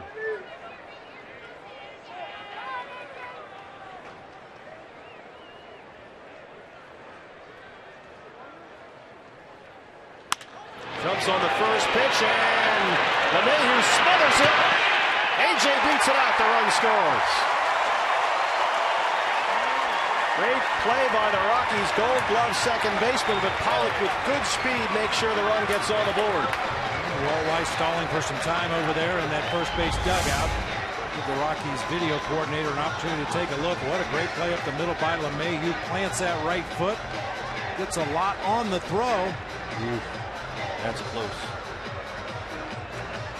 Got to be in the back of the mitt. Right. That's when it's a catch. The D-backs are going to win this. And remember, the call on the field is important. You have to have clear and convincing evidence to overturn the call that was made on the field. Our Mix One replay review. Let's look at the Rockies challenge.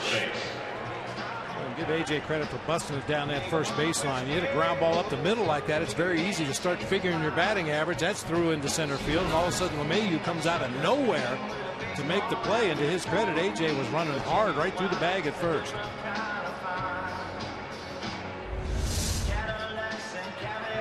You have to have clear and convincing evidence that the call was incorrect.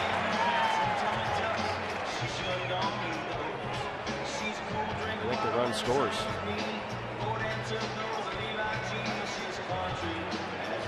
Yeah, the key is what you said. The ball has to be in the back of the glove. And I think by that much of a difference, whatever that is, 2 or 3 inches from the edge of the glove to the back of the pocket, that made all the difference in the world on that play. If you're going to slow things down frame by frame, as we do now in all sports with these replays, you need a point of demarcation, and baseball decided it was going to be a catch on plays just like this when the ball was in the back of the mitt. And it looks like when the ball is in the back of Morneau's mitt, AJ's foot is on the bag. Right. I would agree.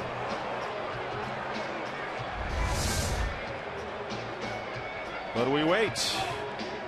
Another replay review brought to you by Mix One. Mix One, our friends there helping us keep track of all the challenges and replay reviews that Diamondbacks should be involved with this year as they look at this back in New York. We've got Mike Winters, the crew chief and the plate umpire, and Mark Wegner, the first base umpire, and the headsets are coming off. Safe. 4-2 ball game. Video replay review. Call on the field stands, which means it was not confirmed. That's a very important distinction. Stands means there was no clear and convincing evidence to overturn the call. So the run scores. It's a 4-2 ball game, and now Goldie here is the tying run at the plate with 2 outs in the 5th.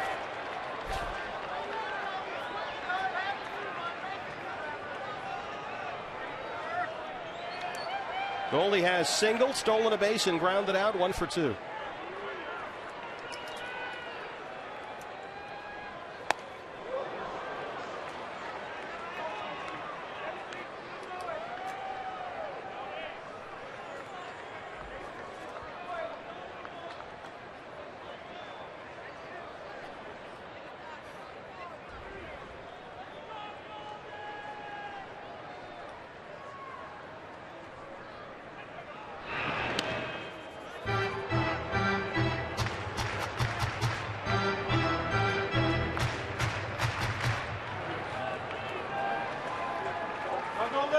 look at our replay review tote board. This is how the Diamondbacks have done. Another replay review brought to you by Mix One. The 0-1 to Goldie.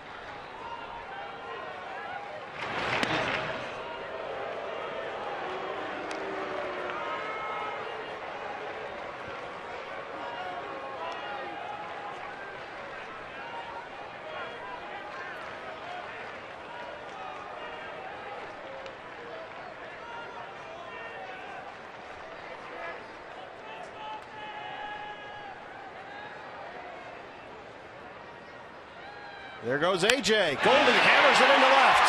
And Pollock will take the turn. No, going to put the brakes on and stop there. Hit too hard. Right at Dickerson and left.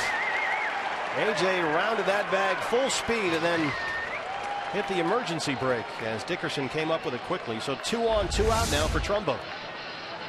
A good choice. That ball hit hard into left field. Got to Dickerson quickly. And even with A.J.'s speed, and he's running on the pitch. I'm not so sure he could have made it to third base right there. Short throw from left field into third, so a good choice by A.J. Pollock to hold on second base. Yeah, how big a Cardinal sin would that have been with Trumbo coming up here? Not good. Down 2. So Matzik in a mess here. He walked Gozawish to lead off the inning. Ahmed singled. They have both scored after Chase Anderson moved them along with a bunt. Inciarte at RBI ground out. Now singles by Pollock and Goldschmidt. Tying runs on base. Go ahead run at the plate here in Trumbo, who doubled his last time up. He's also walked.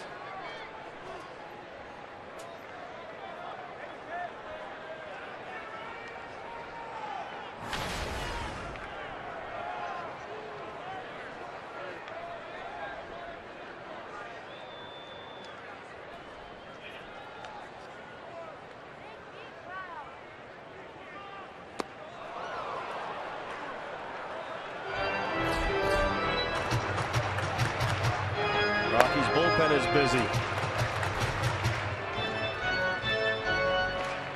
I saw Liriano use that pitch so effectively to Diamondback right-hand hitters yesterday. Goes back to what you were saying, Bob, right at the top of the show. Get a good pitch to hit. Good pitch. What was it? Obey the cliche? Obey the cliche. Just looking for a good pitch and try to put a good swing on it.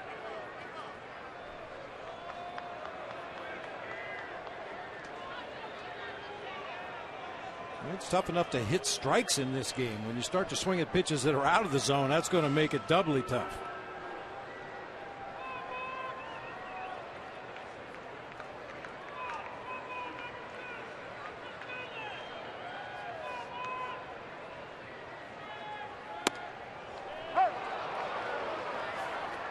Mike Winters says strike 2.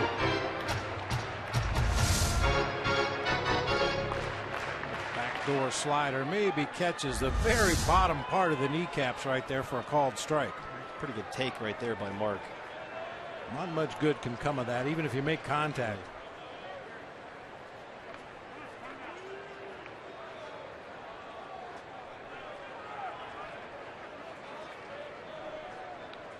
I mentioned earlier, Mike McHenry, that the Rockies catchers had all kinds of troubles throwing the ball this year, which should allow you as a base runner to get an extra step or 2 on your lead. He does not want to throw to the bases.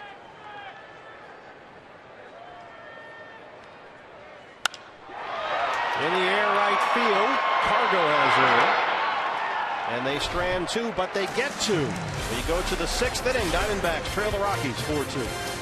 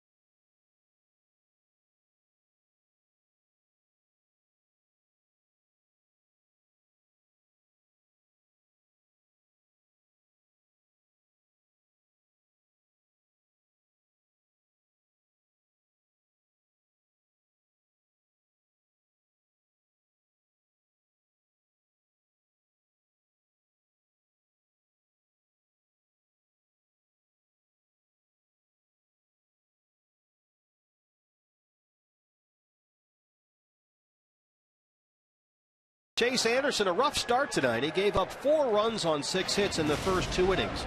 But Chase has really settled in since then. The Rockies have not had a hit since that 2nd inning.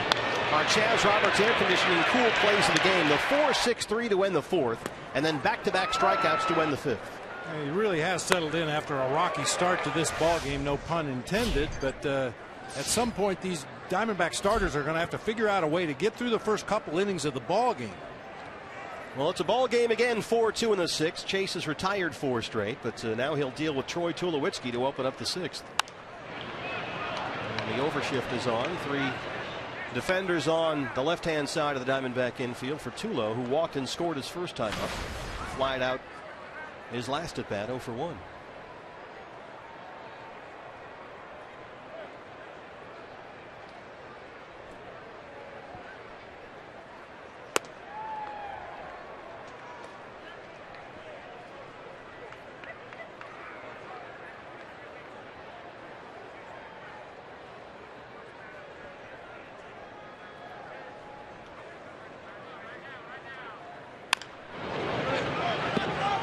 By Stu Cole at 3rd. And Chase is ahead 1-2. Scott Chan pounces on that. Our Golden Glover down the left field line. Oh boy, hang on. Can we get a belt down there, Stat? Safe.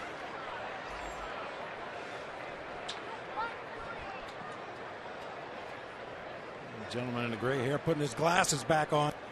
That can't be unseen. Yeah, he didn't want to see what was there. Tulowitzki shoots it down the right field line. And in his lower body history, he'll take it easy, but it's a stand-up double for Tulo. That's his 10th double this season. It's April 27. He's got 10 doubles. Talk about a shift beater. 3 infielders on the left side, and what does he do? He hits it right down the first baseline. Got a pitch up and out over the plate, and you're right. I was watching Tulo run that one out, and he was about 3/4 speed to first base and about half speed to second base. He just can't run hard. It's the thing about being smart with him. He's the labrum in the hip and the groin injuries he's had over the years, and all he goes through just to get himself physically ready to play a baseball game. He doesn't have a top gear anymore. He has to be smart about things. And Chase Anderson right back in trouble. Here's Morneau, who hit a 3-run homer back in the 1st. Jumps on the first one, hits a rocket into center. Tulowitzki will stop at 3rd.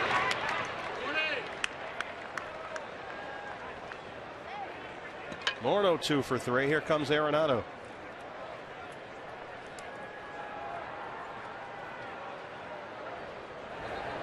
Sanderson forward bullpen. Oliver Perez, the left-hander. Delgado's going to join. Mike Harkey to the mound.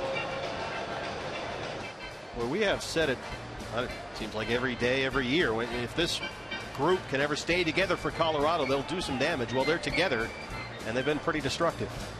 There's no break 1 through 8.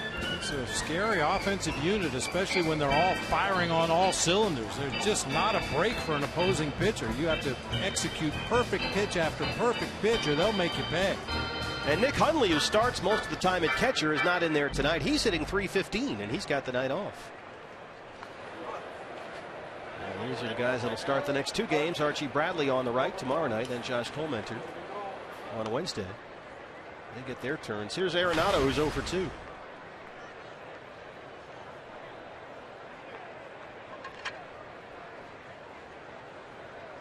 Now 8 hits for Colorado.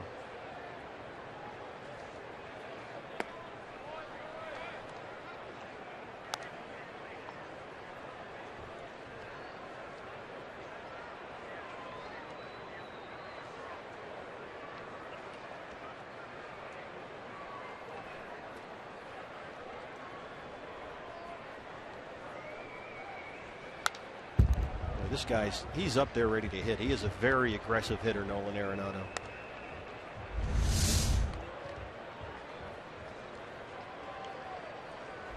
Last season, a Rockies record 28-game hitting streak. That was from early April to early May. Hit .360 during the streak. That's a pretty good start to the year. but then missed all of June last season. 37 games with a broken middle finger on his left hand, sliding into second base. Really kind of derailed his season. The numbers would have been much bigger. Here's a fly ball to center field.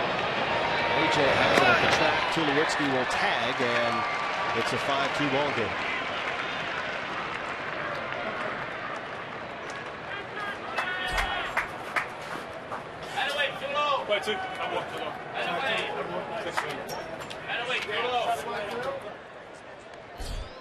Chip Hale is ready to make the move. Well, it was a rough start for Chase. 3 runs in the first on the Morneau homer. He added 1 more in the second. Did his best to recover, but he lets it get away here in the 6th. We take a break. It's 5-2 Colorado.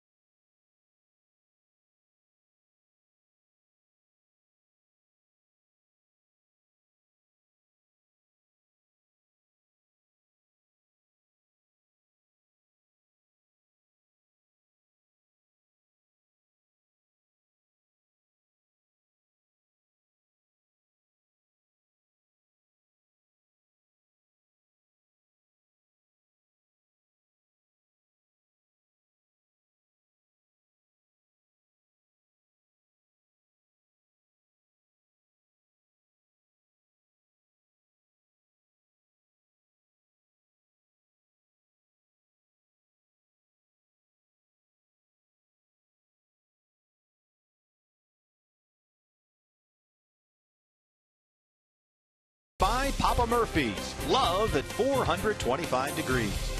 And by Chaz Roberts, air conditioning and plumbing. Choose Chaz. Chase Field, downtown Phoenix. D-backs trail the Rockies 5-2. And a pitching change here in the 6th inning. Veteran left-hander Oliver Perez on in relief of Chase Anderson. His 10th appearance this year. I think this speaks to how much time Gonzalez has spent on the disabled list. This is the first time Oli Perez has ever faced Carlos Gonzalez. That's kind of amazing. Yeah, it was really amazing. And for Cargo, it's been a lot. A lot of time on the DL. He has struck out and walked tonight. Morneau at first. A run in here in the 6th.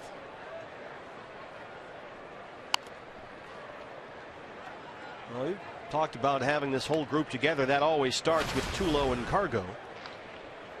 And the Rockies have averaged 93 losses a season over the last 4 years. During that time, Tulowitzki and Gonzalez had missed more than 390 games because of injury. You have got to have these two guys in there. Just missed inside. It's a ball and a strike.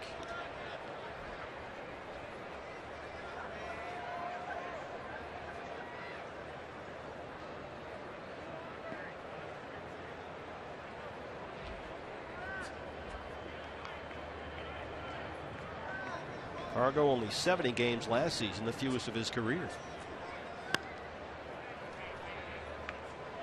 He did not play a game after August 8th thanks to season-ending surgery on that left knee. That was last August.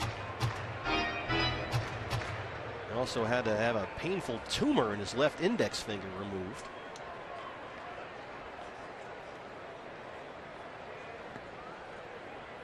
But he says he is healthy to start this year.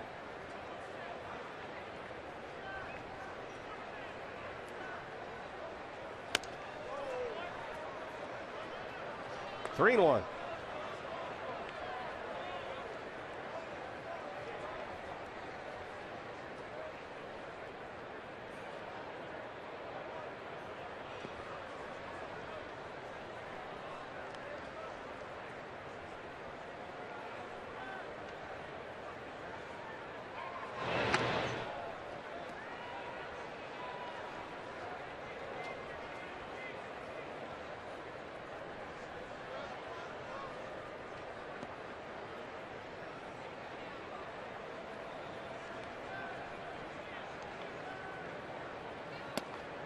Ball 4.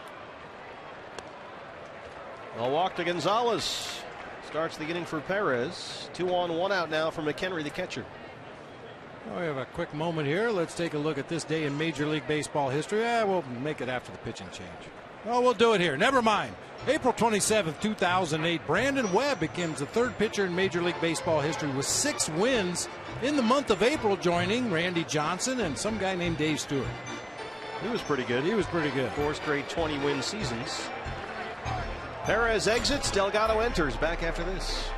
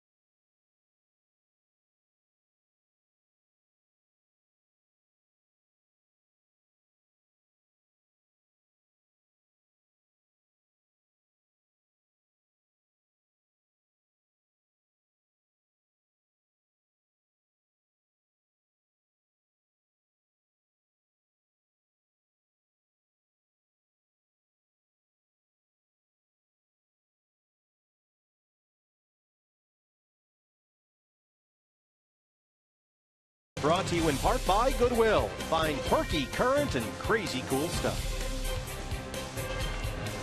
Chase Field, downtown Phoenix. A gorgeous night. Roof and panels open. Diamondbacks trail the Rockies 5-2. Third pitcher of the inning on for Arizona. It's the right-hander, Randall Delgado. He inherits a 2 on, 1 out mess. His 9th appearance of the year. Morneau is the runner at second. Gonzalez at first. A run in here in the 6th, and Michael McHenry will face Delgado. So far, he's 0 for 2. There's a strike, 0-1.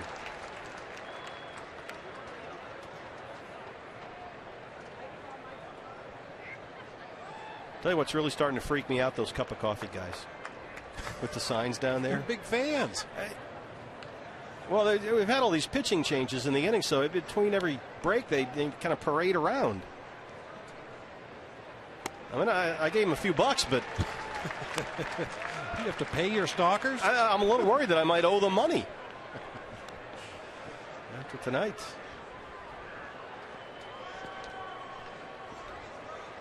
They got a whole collection going down there.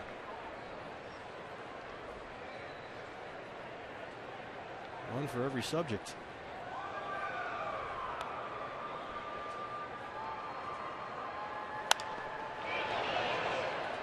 That one almost hit Baxter. Easy, big fella. He's down. So close. Slow motion replay there. Baxter is normally the best defensive mascot in all of baseball. Excellent defensive analytics on him.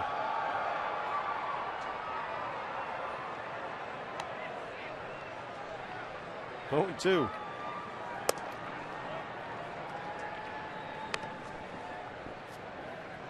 Mascot analytics always hard to quantify. It really is. It's an inexact science. Well, some of the costumes are a little tougher to maneuver inside. Oh boy, wait till we get to Colorado and we got to deal with Dinger. Ooh. Dinger, the front running mascot.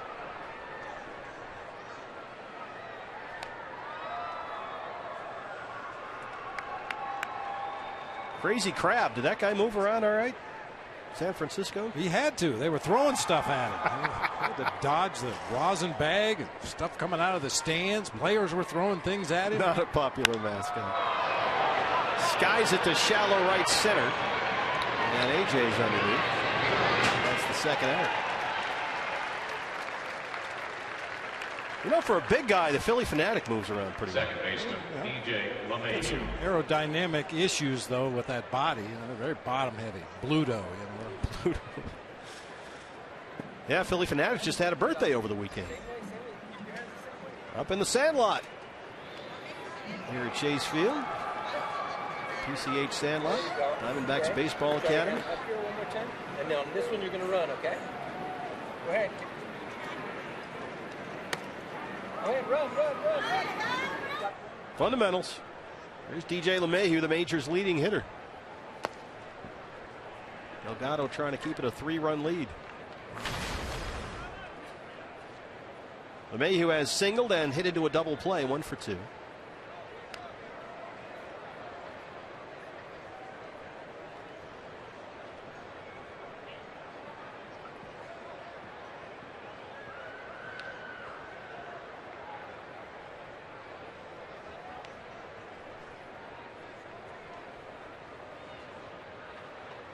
Why is you don't see more big second basemen? This guy's up there 6'4". I mean, there's Jeff Kent and who else? Bobby Grich, maybe? I'm trying to think of big second basemen. You don't see too many. It's usually that little guy, usually the shortest guy on the field. The shortest second baseman in baseball right now is Jose Altuve, 5'6". LeMahieu at 6'4" is the tallest second baseman. I wonder how many Altuves he is. There's a strike, 2-1. Yeah, you think second base, you think Freddie Patek, all the little spark plug looking guys turning double plays. Chris Owings. Yeah. He fits the mold. The Craig Biggio mold.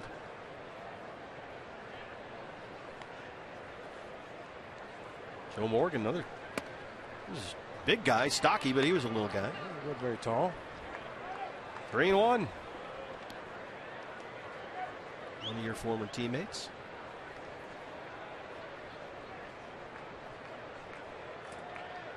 Matzik, the pitcher, is on deck.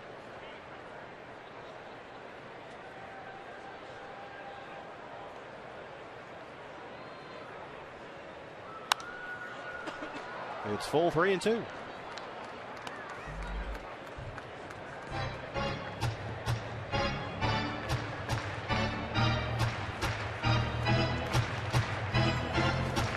Same two teams tomorrow night. Game 4 on Fox Sports Arizona. Pre-game show starts at 6. Archie Bradley and Kyle Kendrick. There's Archie. Josh Coleman, Jordan Lyles on Wednesday. There's Josh. 3-2 to DJ LeMahieu. It's in the dirt. The bases are loaded for the pitcher.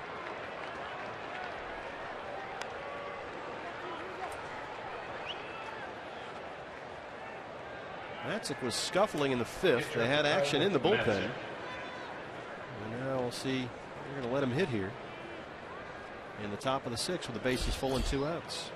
Diamondback Live post-game show follows our game. Todd Walsh and Joe Boraski out there. You got Morneau at 3rd, Gonzalez at 2nd, and LeMahieu at 1st.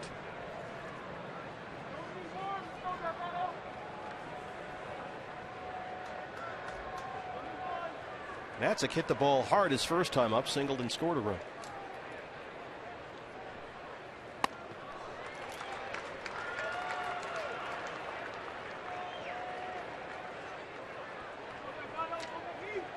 ...103 miles an hour off the bat on that Matzik single back in the 2nd.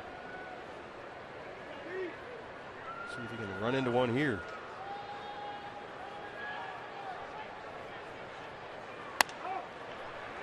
Randall jumps ahead 0-2. In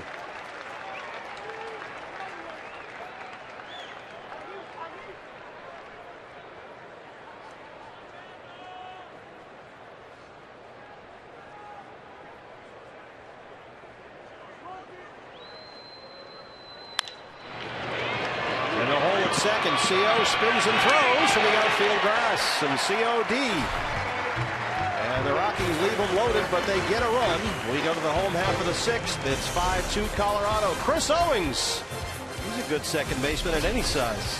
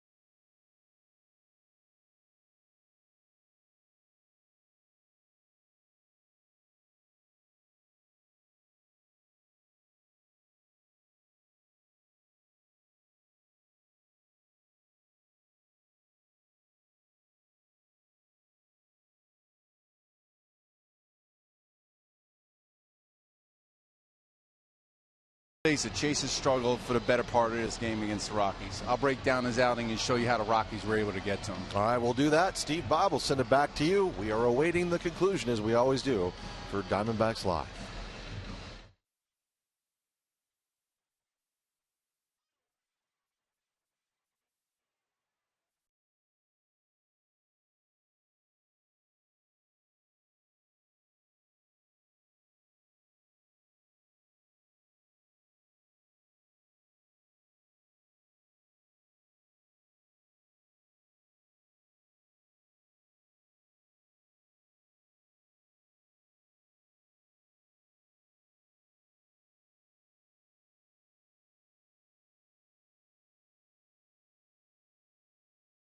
Walsh and Joe Borowski. And Joe, if ever you wanted to have a shutdown inning, it was right there for Chase Anderson after the offense, which has been struggling, scratched a couple of runs across, right? You said it perfectly. The most important job for a starting pitcher is to shut down the opponent after your team puts something on the board.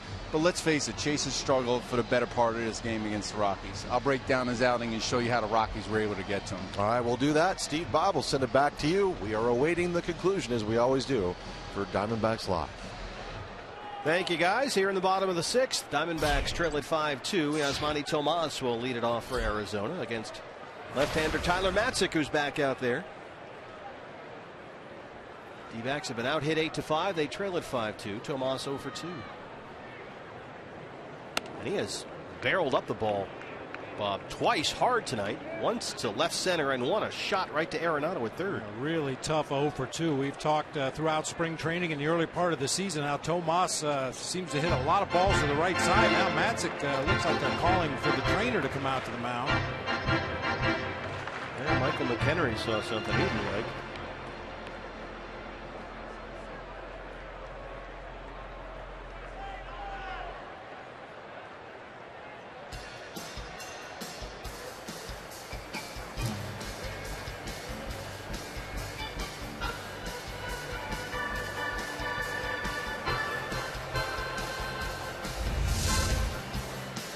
He's coming out.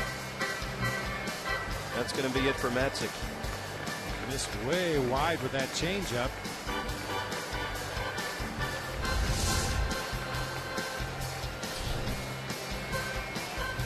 So Matzik exit with an undetermined injury. We'll take a break. Back after this.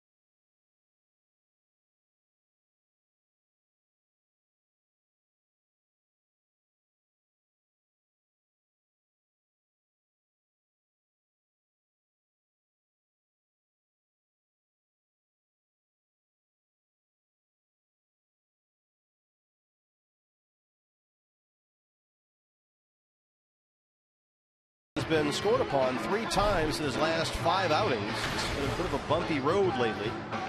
His 10th appearance of the year, 0-1, an ERA at 3.72, on in relief of Tyler Matzik, who has had to leave after Bob apparently tweaking something in his leg. Yeah, it looked like he said he was cramping up and then grabbed the back of his left leg as he was walking off the mound with Keith Duggar, the head athletic trainer for the Rockies.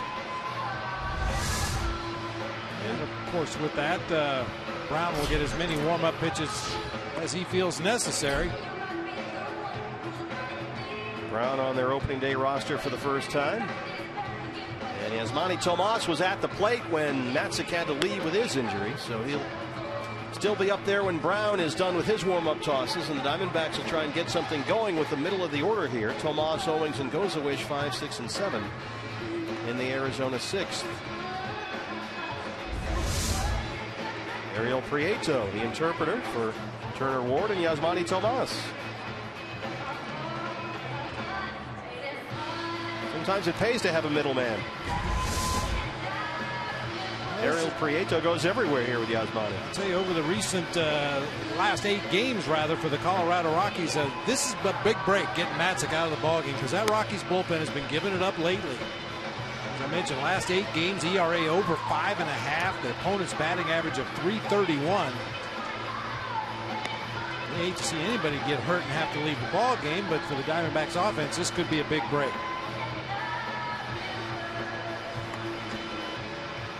Hey fans, customize your own ticket pack this season with the D-backs 4-game mini plan. And the great thing about the 4-game mini plan, you get to pick from the best matchups, the biggest games, holiday games, whatever you want. You put together your own plan here.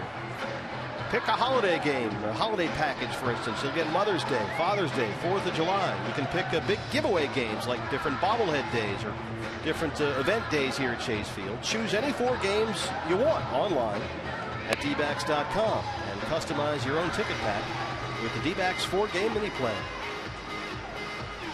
And it looks like Brown is ready to go. And we'll find out what Brown can do for them as Yasmani Tomas is up in a 1-0 count. And as we mentioned, he has twice hit the ball hard.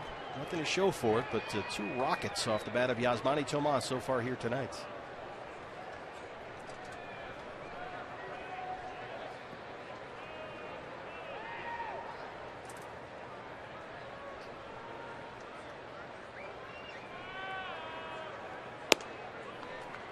.93 away, misses. It's 2-0.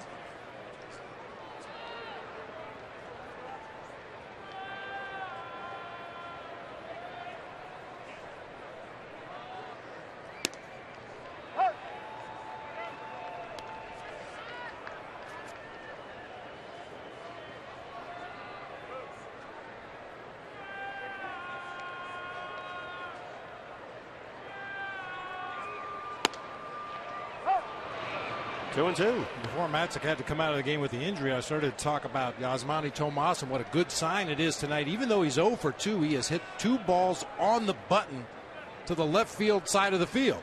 Haven't seen that all year. It's full. We kind of been waiting for that. Yeah. I mean, obviously his natural swing is to hit the ball to right center and right field, and there's nothing wrong with that. But there will be occasions, especially when teams start pounding you inside with fastballs, that you need to turn one of those around just to get them out of your kitchen. Works a leadoff walk. They kept staying away with those fastballs. All smiles in the Diamondback dugout. Need some base runners here. That's a good start. Here comes Chris Owings. 3 good at bats tonight by Yasmani Tomas. Really good at bats. Good sign. CO 0 for 2.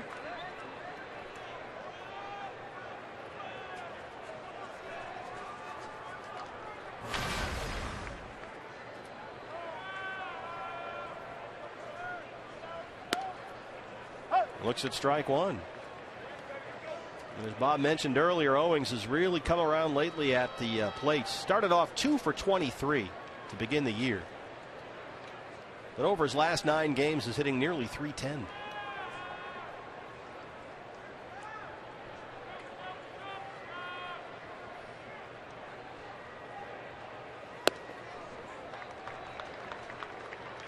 One and one.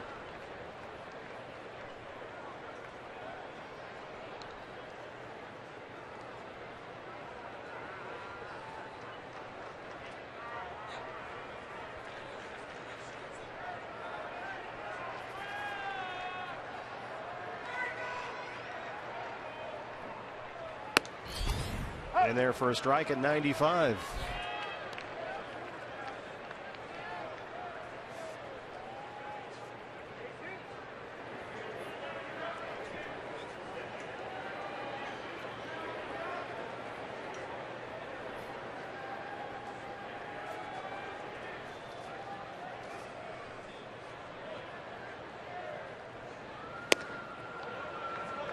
Just able to hold up there. It's even 2-2. Blasted bat by Yasmani Tomas. Could be wrong, but I think that's the first time all year he's had an at bat and did not swing the bat. He's been very uber aggressive. Yeah, he saw 2 pitches out of the zone, then 2 called strikes, and then 2 more out of the zone to draw the base on balls. CO, base hit. Diamondbacks have something going here in the 6th. First 2 aboard.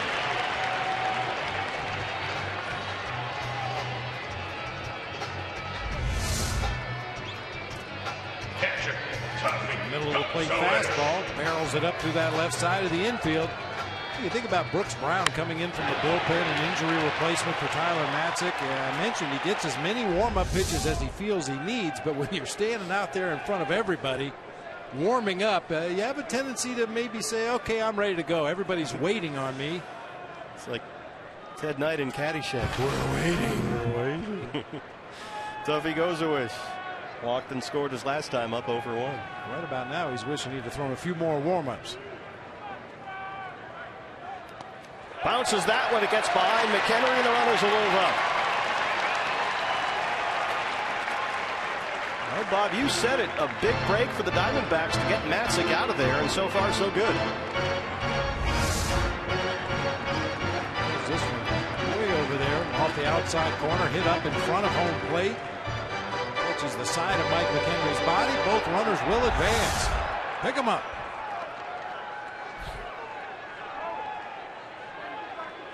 Blackman in center, shaded over toward the pool. There's a ton of room in left center field for Tuffy. Although Dickerson playing well off the line in left.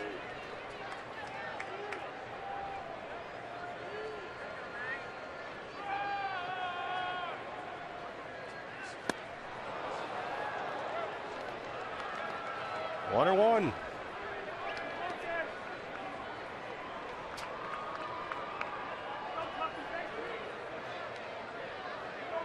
If he'd extend that right arm out toward third base a little bit more, he'd look like Craig Kimbrell. Then a ringer.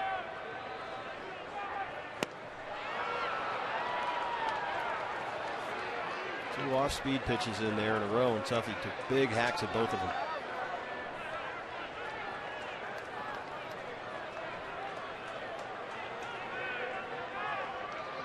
He's got a knack for 2-strike hits.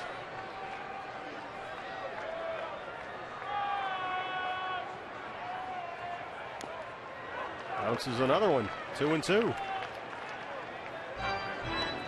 It's not uncommon to see a lot of off-speed pitches from Brooks Brown. He likes his changeup a lot. He likes his slider. He only throws his fastball about half the time.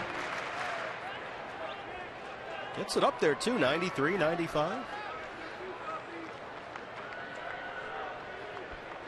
Tomas is the runner at third. Owings at second.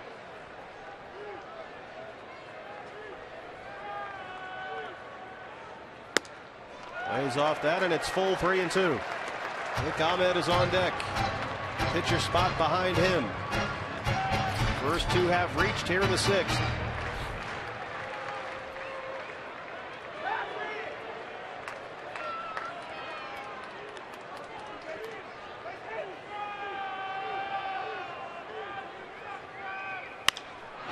Goes to third.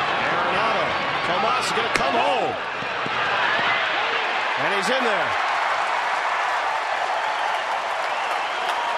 Arenado looked him back. Tomas kind of froze, and as soon as Arenado threw the ball to Morneau, Tomas took off. And it's a 5-3 ball game. Yasmani Tomas showing a little more speed than I thought he had. We've seen him steal a base. This time on that ground ball to third base, he just kind of held his ground over there on the third base line, and as soon as Arenado threw it across the diamond, he sprints for home, gets in ahead of the throw. Nice play. So a 5-3 ground out and an RBI for Tuffy makes it a 2-run game. And now with a 1 out and Owing still at second, here's Nick Ahmed. Nick singled and scored his last time up.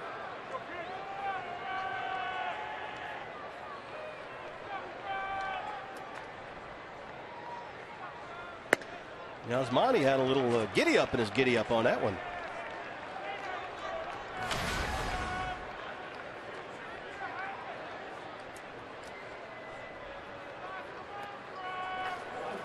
David Peralta lurking over there in that third base dugout with the pitcher spot due up next, and the Rockies have no activity in that bullpen. Randall Delgado is out in the on-deck circle. Rockies bullpen quiet.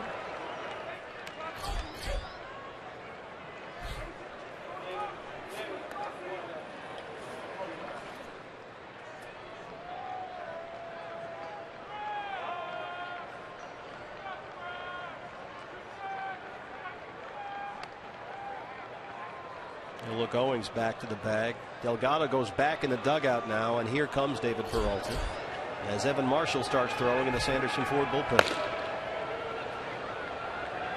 Personally, I'm not crazy about this, sending David up there in the on-deck circle. We know there's a batting cage right behind the dugout over there on the third base side, and now you send a lefty out on deck, and if you do it right, you give a left-handed pitcher enough time to warm up. Nobody's throwing at this point. I thought that as soon as Peralta came out of that dugout, Walt Weiss would get one of his lefties up to combat that.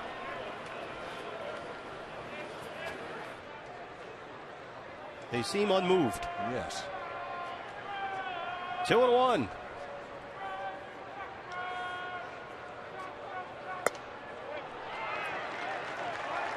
Three balls and a strike. 20 pitches for Brown, more balls than strikes. That one's up. Although in the strike zone, according to Fox Tracks.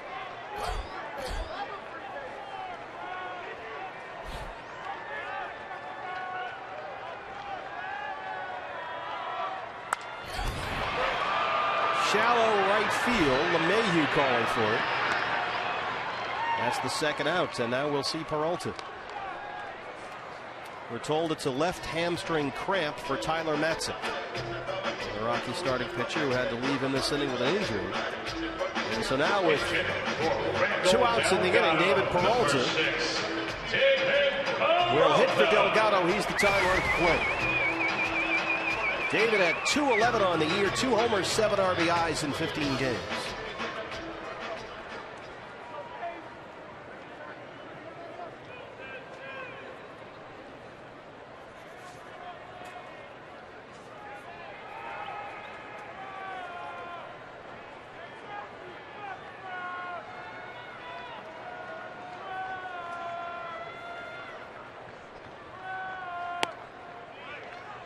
Rockies go into the overshift defensively as they load up the right-hand side against Peralta. Tulowitzki, the shortstop, behind and to the first base side of second. LeMahieu with both feet on the grass at second. Peralta hard to first. Morneau tackles it and beats him to the bag. But the Diamondbacks get 1, and through 6 they make it a 5-3 game. Justin Morneau keeps it that way. That play ends the inning. We go to the 7th. D-backs down 2.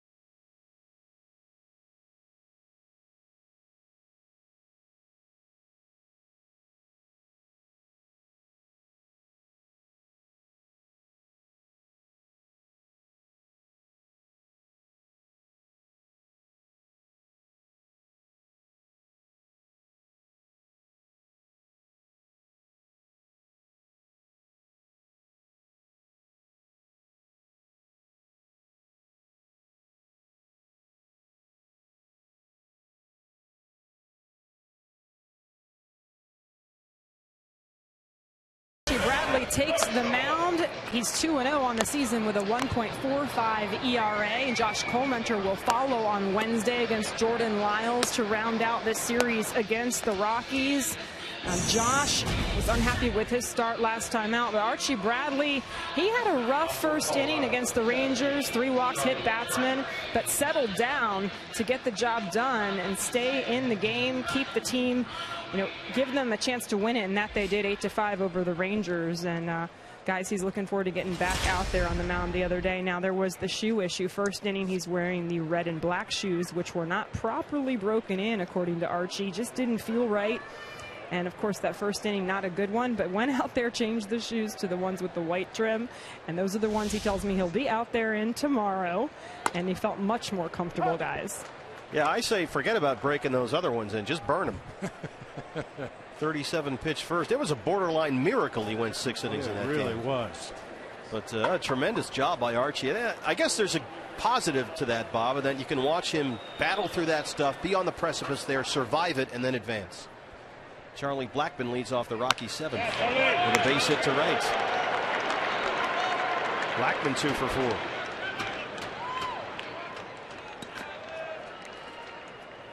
Yeah, those other shoes that Archie started the game in, generally if something like that happens, if a guy's in a slump or a pitcher tries to break in new shoes and they don't fit, they end up in the minor leagues. Most big league clubhouses have a box in the corner or back in one of the equipment rooms, and if you've got batting gloves or shoes or anything that you don't want, the hand-me-downs. You put them in a box, they mail them down to Reno. Those guys pick through them and take what they want, box the rest of it up, send it on down to Mobile. On down the line, Corey Dickerson, 2 for 3, a pair of singles. He scored a run, got an RBI as well. I'll tell you, when that box shows up in the minor leagues, it's like Christmas morning. I was going to say, did you ever, get a former Giant Greats bat or glove or something? We actually used to wear hand-me-down uniforms. The big league club would wear them for a couple of years. A guy would get traded or whatever. They'd rip the nameplate off the back and just send the uniforms down to the minor leagues. And I wore John Montefusco's jersey one year in the minor leagues. I wore Gary Matthews' pants one year. Those had to be left over from years before because Sarge hadn't been with the Giants for quite some time. Well, now the minor league guys, they get their own special throwback uniform days. And oh, yeah, all kinds of good stuff. Speaking of minor leagues, I got news for you after this pitch.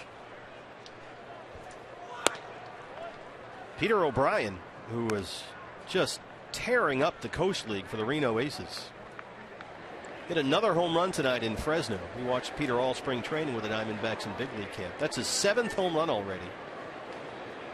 At the start of play today, Peter was hitting .377. He was slugging over .700. And he hit his 7th home run tonight in Fresno. He has been playing tremendous for Phil Nevin down there in Reno. Offensively, he's been playing the outfield defensively. We saw him at catcher throughout spring training. But sooner or later, that's a bat that is going to have to be reckoned with for a team that's looking for offense.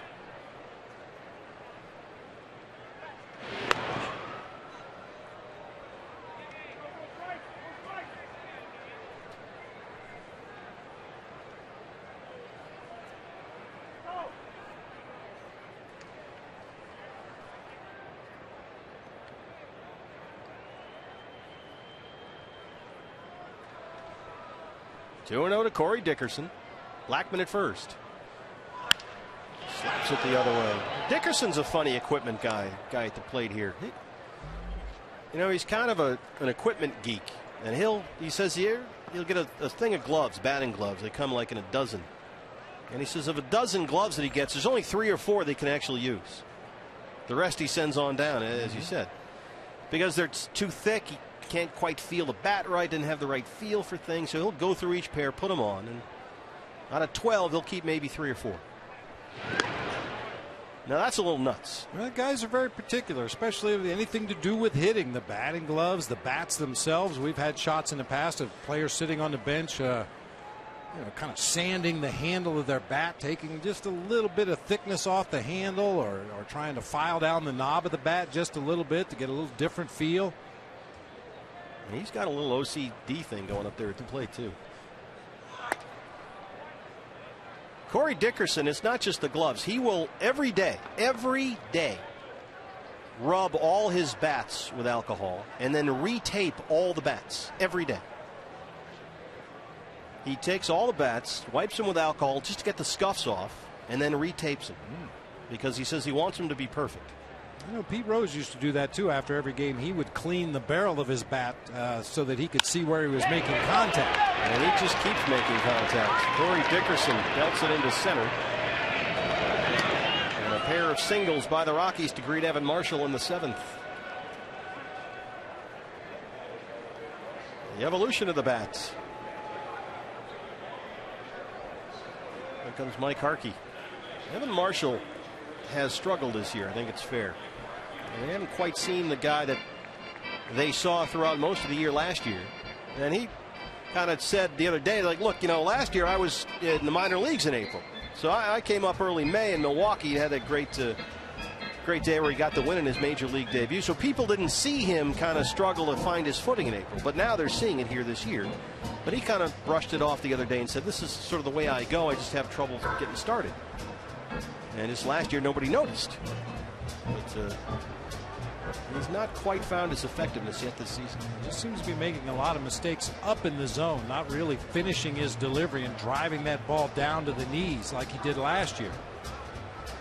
At the plate, shortstop, Troy Tulowitzki. Well, this is not the formula for success. 2 guys on ahead of Troy Tulowitzki. The last time against the Shift just shot one down the right field line for an easy double and came in and scored on a Arenado fly ball.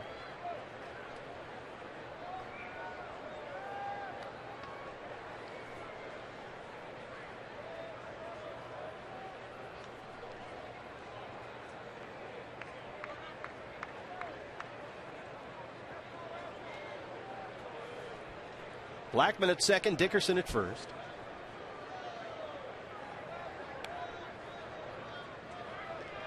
Blackman, a very good base runner. There's a strike, 0-1. And Tulo's grounded into a couple of double plays this year. As we showed you earlier, he just doesn't run or can't run as hard as he once did. So if he puts the ball on the ground at one of the D-backs infielders, it's a pretty good chance to turn 2.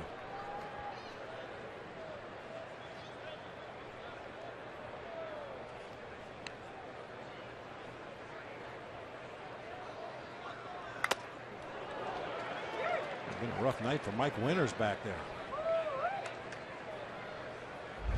Mike's been a good one for a long time. He's one of those umpires you don't really notice very often. Boy, that looked like it knocked the strap off the bottom of his mask. And that little extender hanging down there, and he's trying to repair it on the fly here.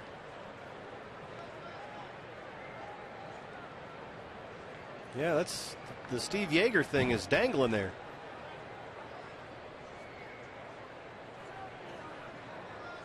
He says he's good to go. 0-2 on Tulo.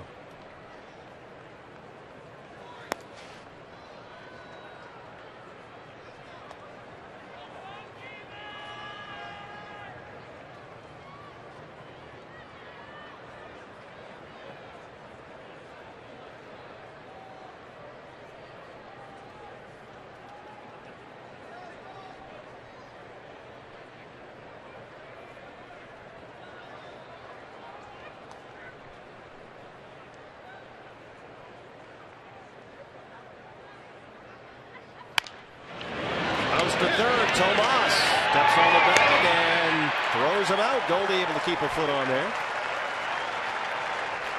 Nice play at third by Yasmani Tomas.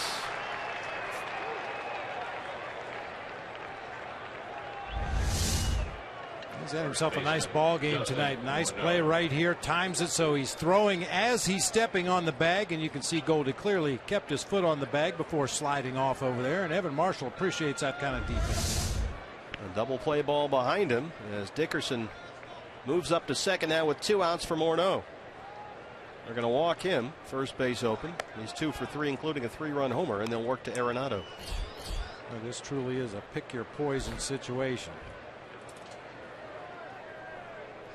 Just playing the percentages, taking the bat out of the left-handed hitter's hands and putting it on the right-handed hitting Nolan Arenado.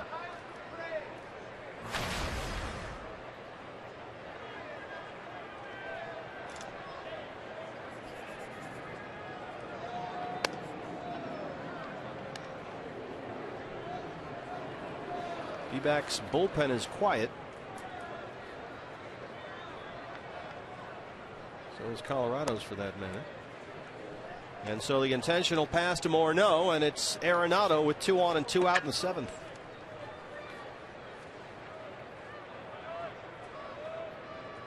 Third baseman Nolan Arenado. Arenado drove in a run with a sac fly his last time up. He's 0 for 2.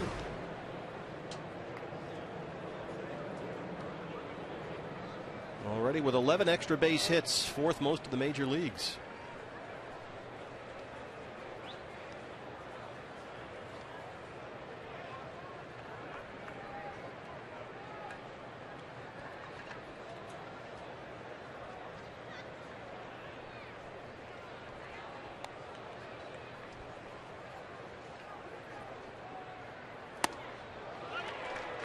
Pitch there, tied him up inside 0-1. Some late movement there. Arenado looked like he wanted to really take a rip at that pitch, but it just kept tailing farther and farther inside. An ugly looking check swing that time. Half swing. That one came to eat, as they say.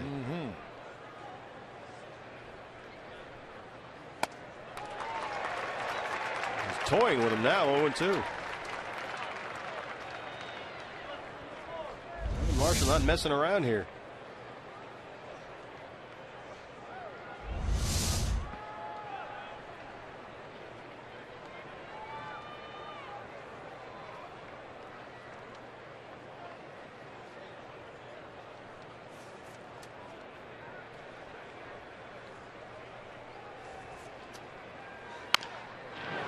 Over the head of Stu Cole at third. Been watching Nolan Arenado's face tonight. He'll get in the box there and chew his bubble gum looking out to the mound, but the closer Evan Marshall gets to delivering the pitch, the more his face tightens up. Just keep an eye on his mouth. Nice and calm. I'll take a deep breath, chew my gum a little bit here. As it gets closer and closer to the release point, he clenches those jaws tighter and tighter.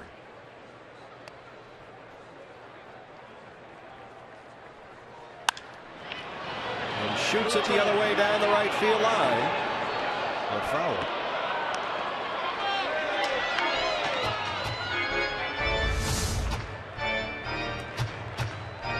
Once he starts gritting his teeth, he's ready to let it fly.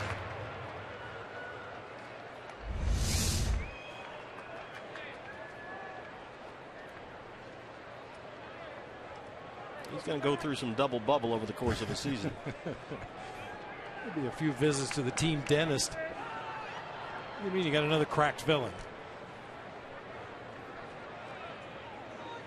Got him. Evan Marshall. Well, they walked Morneau to get to Arenado, and Marshall delivered with a big strikeout. Hello, A.J. Pollock. Here's what's next, brought to you by CenturyLink. Diamondbacks, a chance to get back in this, down 2.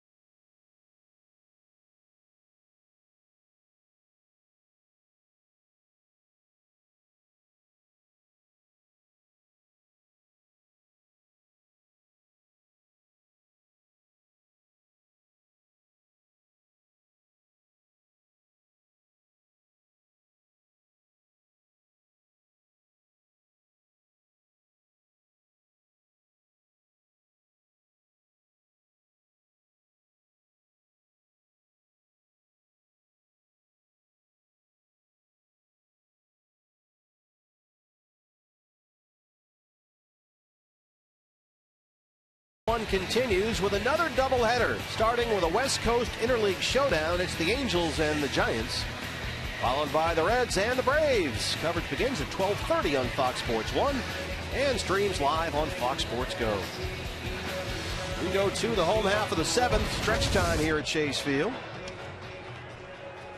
Brooks Brown back out there for the Rockies. Mike Winters was having his broken mask attended to by the Rockies' staff. So we're a little behind here. Once again, Keith Duggar, the head trainer for the Colorado Rockies, taking a look. Let's get some string over there. I think I can fix that. You need some 3-in-1 oil and some gauze pads. Duct tape. Duct tape fixes everything. Ender Inciarte lead off the 7th. Diamondbacks have been out hit 10-6. They trail at 5-3. Done a nice job here of chipping away, down 4-0 at one point. Ender so far 0 for 3. Drove in an RBI with a ground out his last time up.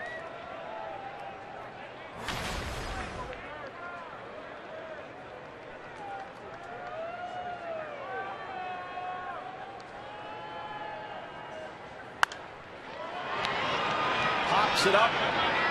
Third base side, Arenado. One away.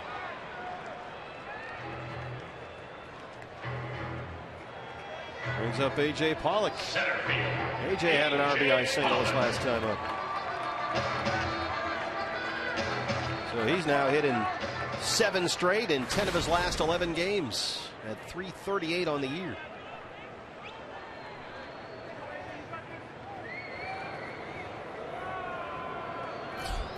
Some stirring Rafael Betancourt in the Rocky bullpen.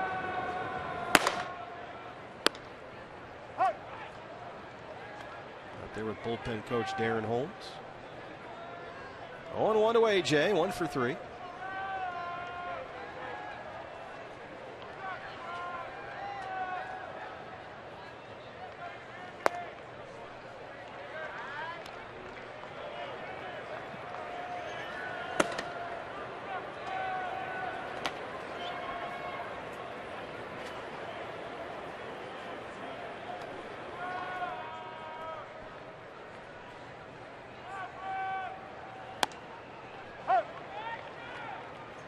Ball and 2 strikes. Brooks Brown approaching 30 pitches now. So far, half balls, half strikes.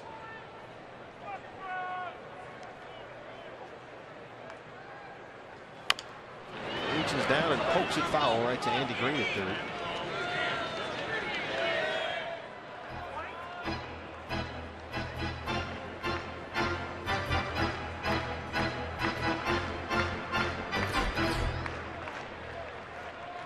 Goldie next.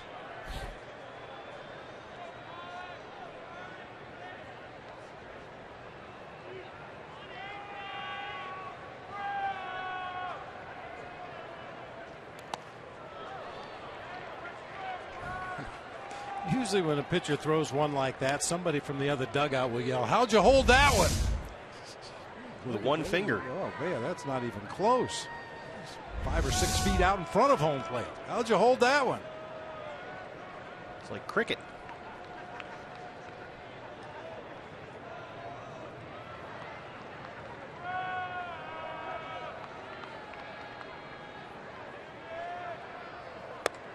Two misses upstairs and it's full.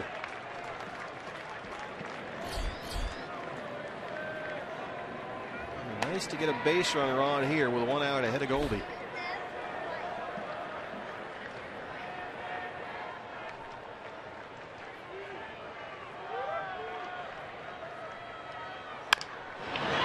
Oh, boy, Arenado. Holy cow, is he good. 2 years, 2 gold gloves. You just saw why. That's impressive. Yeah, you can probably go ahead and put his name on this year's Gold Glove Award as well. I mean, tough hop, spins around, picks up his target, puts it right on the money to Morneau over there first base. It's a great play. So now 2 down, nobody on for Paul Goldschmidt. Goldie a pair of hits tonight, both singles. He's 2 for 3. Go, go, Goldie with the Goldie hat. Go, go, Goldie.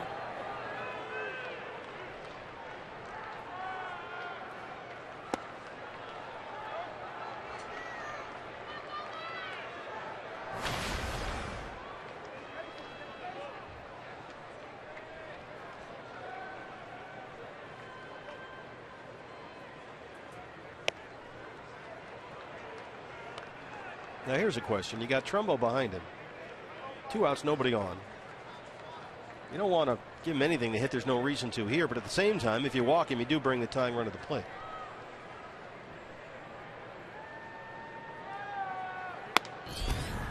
Good pitch there at 95. 1-2. That's where pitching coaches will give you that very cryptic, go right after him, but don't give him anything good to hit.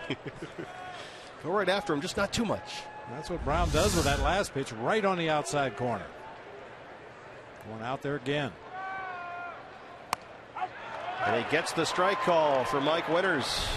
So a good inning there for Brooks Brown, who works a 1-2-3-7 and sends us to the 8th. Diamondbacks trail at 5-3.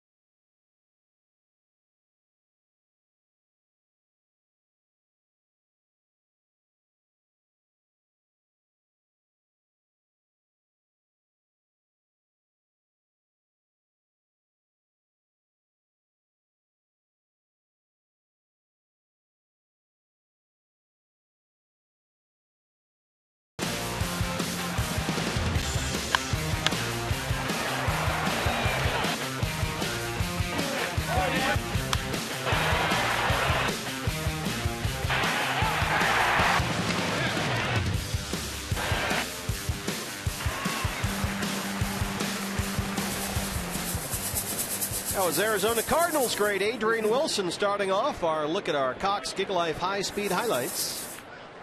We've got Mike Winters' equipment malfunction solved back there. Maybe I'd have Adrian Wilson talk to the Diamondbacks hitters, because he used to hit pretty hard. Well, Cargo goes against the shift and shoots it down the left field line.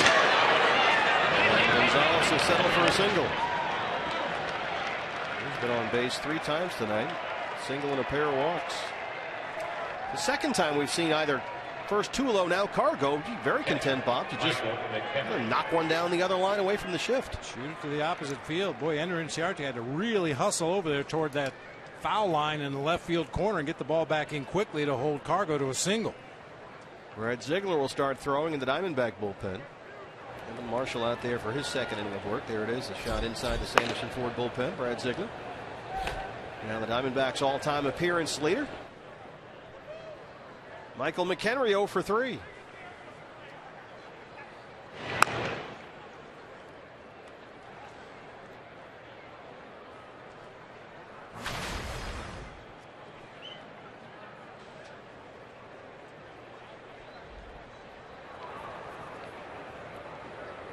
Betancourt's been ready for a while.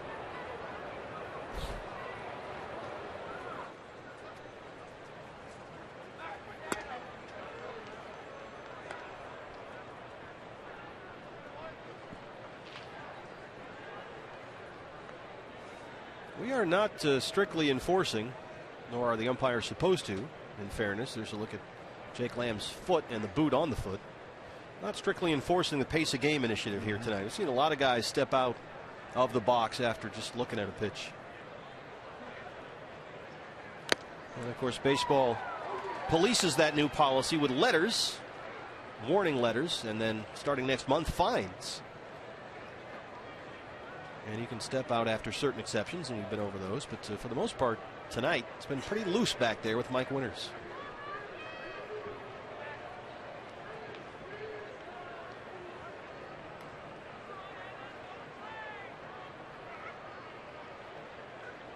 There goes Cargo.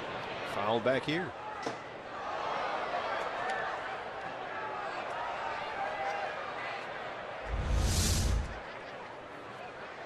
Didn't run all the way. Cargo looking at home plate. His first 6 or 7 steps there toward second. Steve Gilbert trying to make a play up in the press box.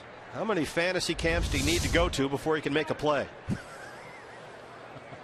I mean, Steve-O is at fantasy camp. He was there again this year. He's there every year in uniform making plays.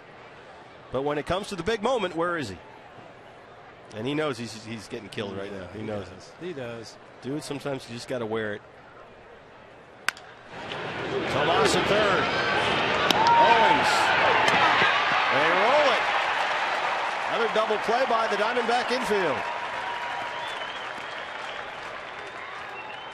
Tomas had a pretty good night down there defensively. He's had a good night on both sides of the ball. Maybe waited just a little too long if you want to nitpick, but got it to CO in good shape. Nice turn at second base. Marshall with another fist pump out there as his defense turns a double play for him. DJ LeMahieu, he's been on base twice, a single and a walk. One of the leaders of the Coors Shield, Rockies defensive infield. I can see D-back Nation hard at work already trying to think of something for the Diamondbacks. Trying to trump that. Yeah. Coors Shield pretty good though.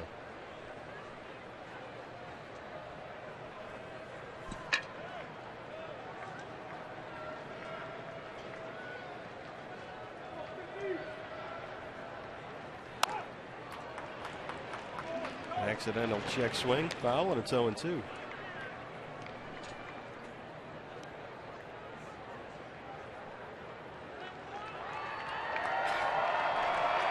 Suggestions are already pouring in for a nickname, possibly for the Diamondbacks defense.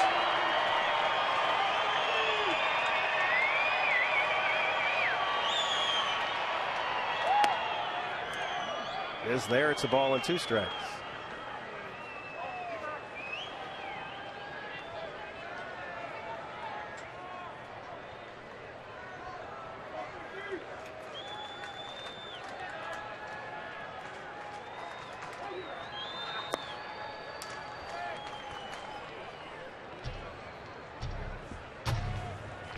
Watch a hitter that's locked in at the plate like DJ LeMahieu obviously has been all season, and they just seem to recognize the pitch so quickly out of the pitcher's hand.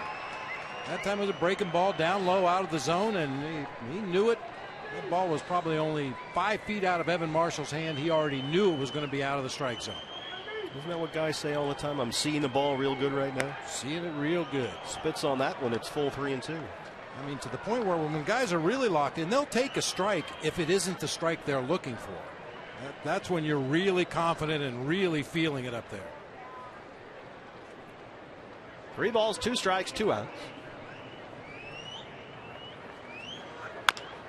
Bounced over the mound. Chris Owens comes in and throws him out.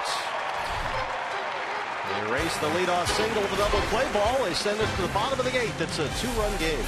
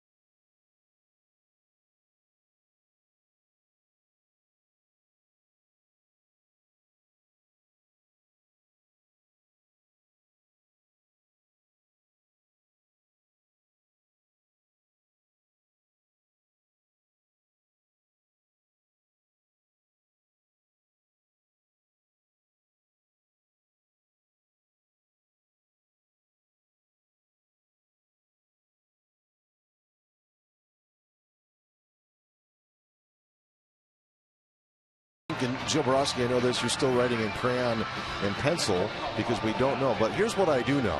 It's not 8-0 late like it was yesterday afternoon, and it's not raining. This is still a manageable game for the Diamondbacks, and walking a big fly, who knows? That's my take. Well, I'll give a lot of credit to the bullpen. The bullpen struggled as homestand, but they're doing a fantastic job tonight. Keep the Colorado Rockies right where they are. Diamondbacks, how about a late inning win? Man, I really did miss you. I missed how you find a way to always go to the bullpen.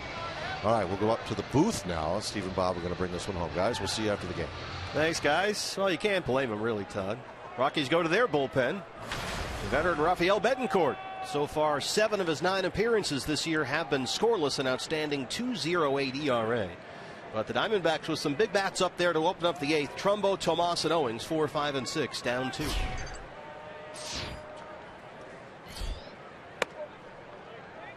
Mark so far 1 for 2. He has walked and doubled, flying out his last time up.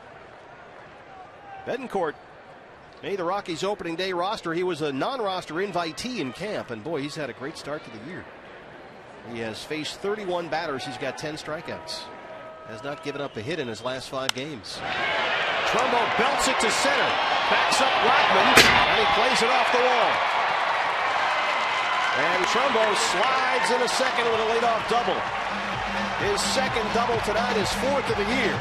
And the D-backs will get the tying run to the plate with nobody out here in the 8th. Betancourt with a little dipsy-do in his delivery, leaves a fastball up and out over the plate. We showed you before yesterday's ball game how good Mark Trumbo has been this year at hitting that high fastball. Narrowly missed a home run to straightaway center on that bolt. Well, Yasmani Tomas has been up 3 times tonight, and he has had 3 terrific at-bats. Nothing to show for it except a walk and a run scored his last time up. Hit 2 bullets in his first 2 at-bats, one a line shot out to left center, and the other a rocket down to third that Arenado snared.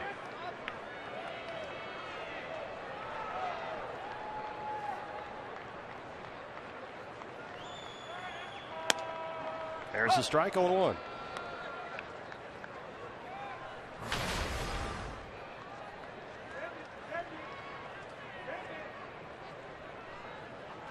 So Tomas 4 hits in his first 16 at bats of the big leagues.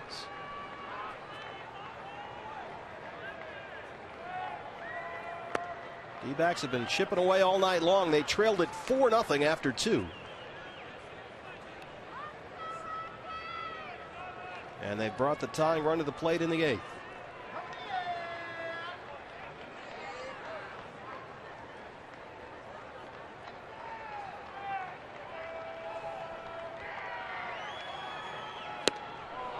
Waves at that one. That's been his kryptonite so far, 1 and 2.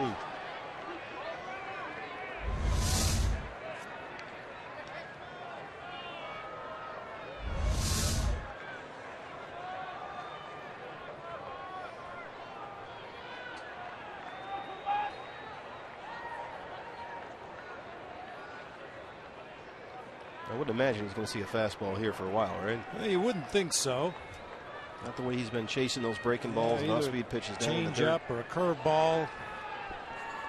Outside part of the plate and down. Try to bounce it right on the front of home plate. See if you can't get him to chase. Morneau is able to snag it at first. Tomas hustles up the line, but Betancourt gets there. Trumbo in at third. And for a moment that might bounce over Morneau's head, but he can't quite get the hop. Second baseman, Chris Owings. Morneau thought that ball was going to get over his head when it came off the bat and hit that hard dirt in front of home plate, but he's able to backpedal, reach up high, and then get the ball to Betancourt covering for the out. Tomas moves the runner along. So Trumbo at third, 1 out for Chris Owings, who singled his last time up. CO 1 for 3.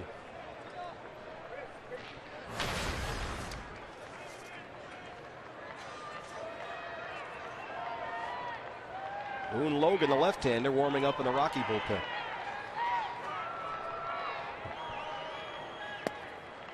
Ball 1.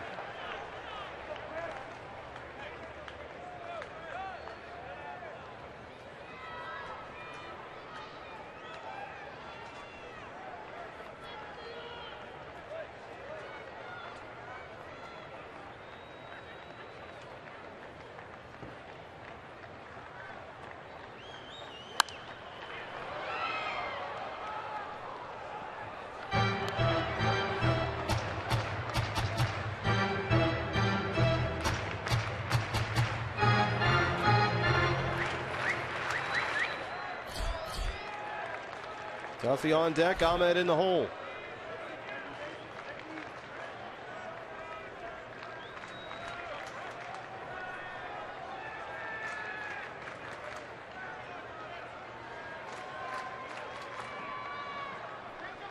Rockies have 11 hits, 7 for the Diamondbacks. Each team has left 6. There's Logan, the lefty.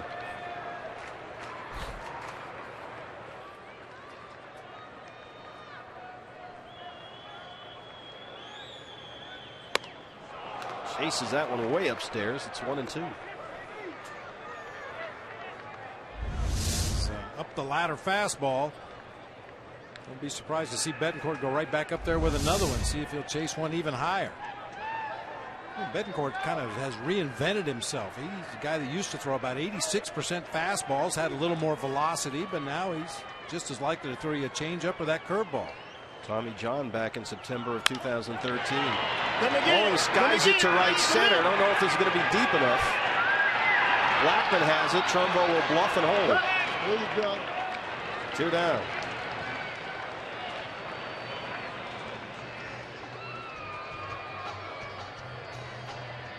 Catcher, Tuffy. So they got the runner to third, couldn't get him home, and now there are 2 outs for Tuffy.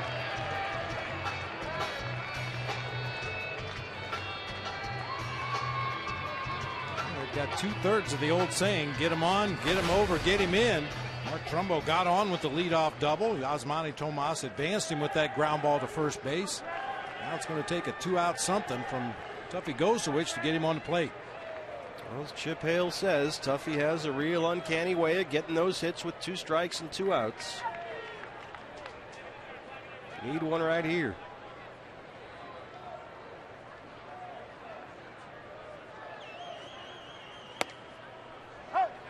Not that floater in there for strike 1.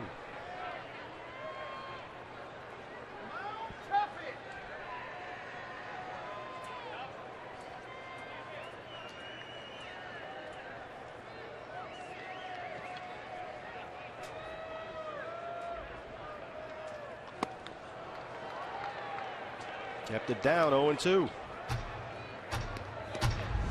Challenge fastball after jumping ahead with that first pitch curve. Big swing that time from Tuffy.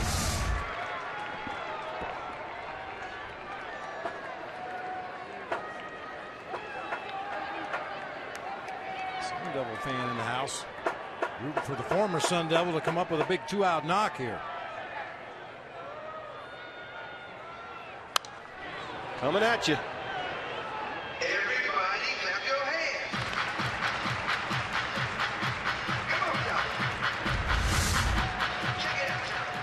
McHenry wants it up. Betancourt puts it up there above the letters. Tuffy fouls it straight back in our direction.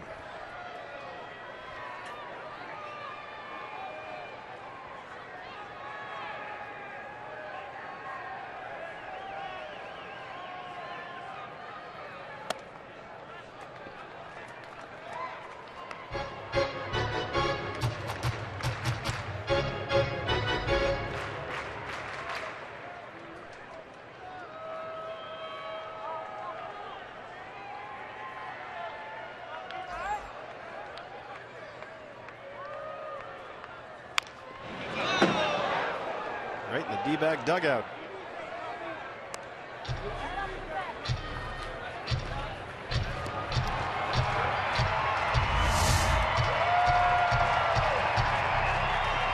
Caromed off the bench.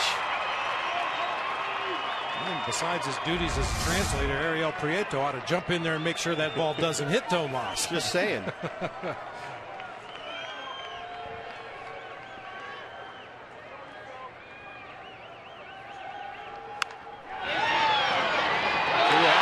Goes right under Tulowitzki's glove for a run. That was his tailor-made and inning ender, as you'll see, and it went right through Tulo. Some spin on that one? Yeah, I think he cued it right off the end of the bat. Had some awkward side spin on it as it got out there. Shortstop, Nick Ahmed. That second bounce just stayed down, gets right underneath the glove. A huge break for the Diamondbacks right there. As Tulo comes up, the ball stays down. 5-hole, and it's 5-4. E6. Nick Ahmed.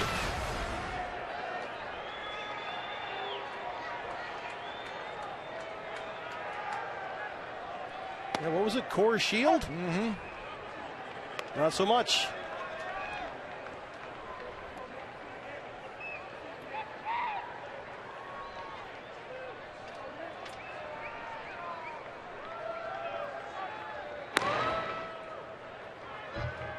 Ahmed, the 8th place hitter, is at the plate. Pitcher spot is due up behind him, and Aaron Hill is in the on-deck circle for the Diamondbacks.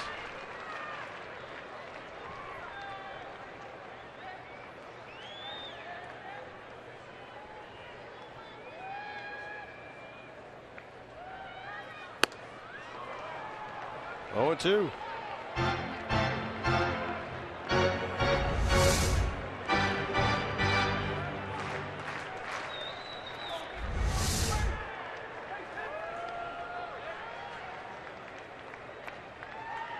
Nick singled and scored a run back in the 5th. He's 1 for 3.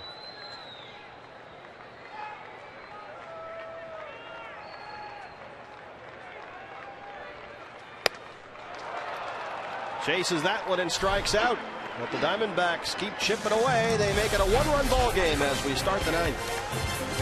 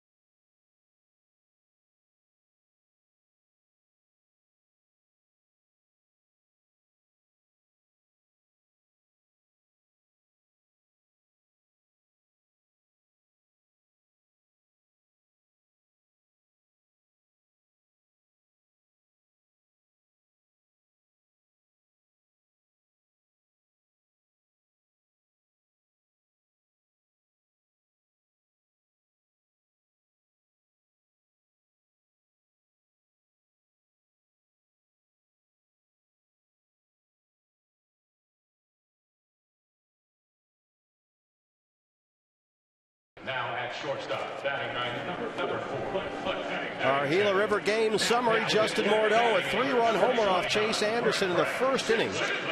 They made it 3-0 Rockies, 4 batters into the game, and they led 4-0 after 2. Diamondbacks have chipped away here, and now as we start the 9th, it's a 5-4 Colorado lead. Some changes for the Diamondbacks. Brad Ziegler is on for Arizona.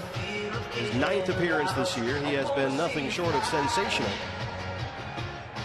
24 batters faced this season, only 2 have reached base. A change behind him. Nick Ahmed, who just struck out to end the bottom of the 8th, has been replaced, and Cliff Pennington will take over at shortstop. Yeah, Pennington will thus lead off the bottom half of the 9th inning. You're not going to ask Brad Ziegler to throw more than an inning, even if the Rockies tie this ball game up. I think I would much prefer to pick my pinch hitter to lead off next inning. Darryl Descalso pinch hitting, swings at the first pitch and grounds out to win the 9th, or begin the 9th, pardon me. 1 down now. Here's Charlie Blackmon. Center fielder Charlie Blackmon.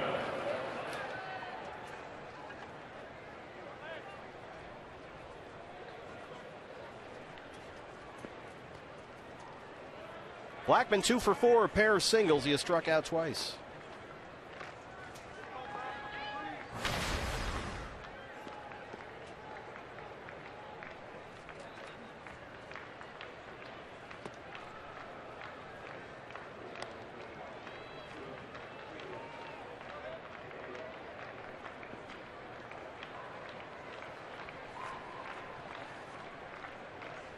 Already talked about Brad Ziegler over the weekend becoming the Diamondbacks' all-time appearances leader. since 2008 for Brad, going back to his Oakland days. 478 appearances, the most among pitchers. He's busy, and for good reason. That's out of play.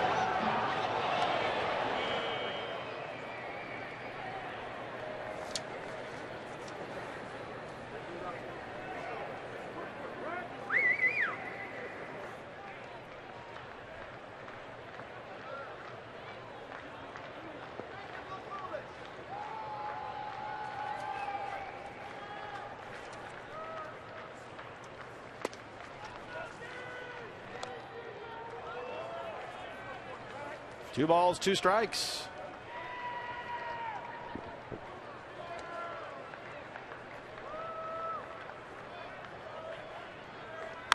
Punch of the Goldie at first, 2 down.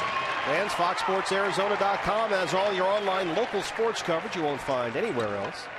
You'll get reaction from the Diamondbacks clubhouse tonight, post-game analysis from Jack Magruder, and you can watch our Kidcaster get Goldie to open up about the beard. A question that everyone's been asking. All that and more, FoxSportsArizona.com.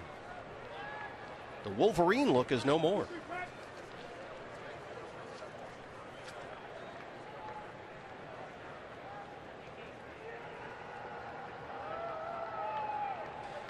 Corey Dickerson.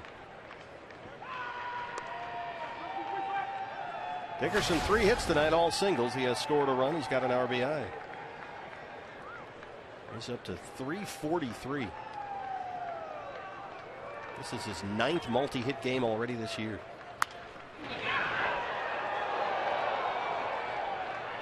Diamondbacks in the bottom of the 9th will have Pennington, Inciarte, Pollock, 9, 1, and 2.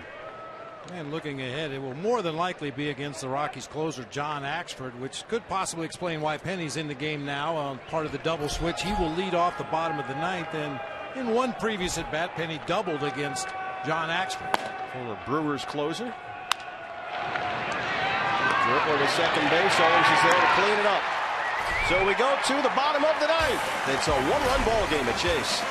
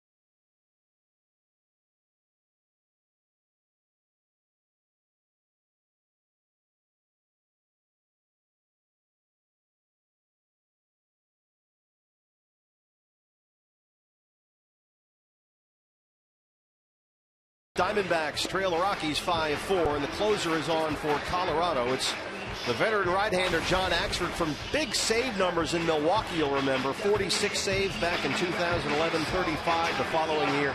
But he's bounced around a bit since then. The Cardinals, the Indians, the Pirates, and now with Colorado, his 5th appearance of the year. Like a lot of relief pitchers, he throws 2 different breaking balls. So there's a fastball, a slider, and a curve.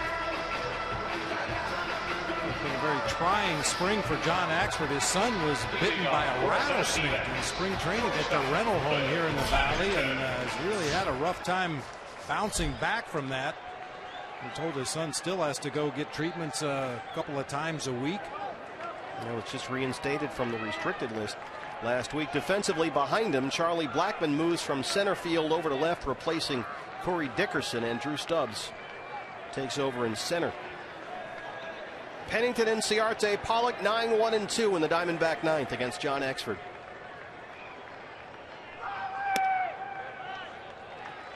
And the Rockies going to a overshift against Penny here. 3 infielders on the right-hand side.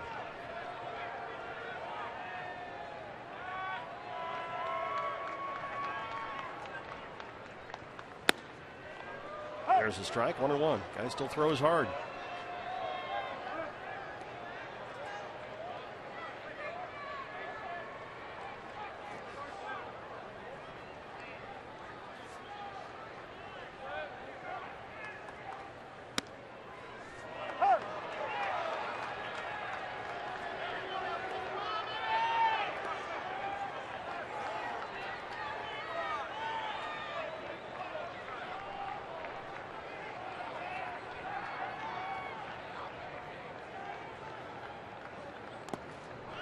In the dirt, it's 2-2.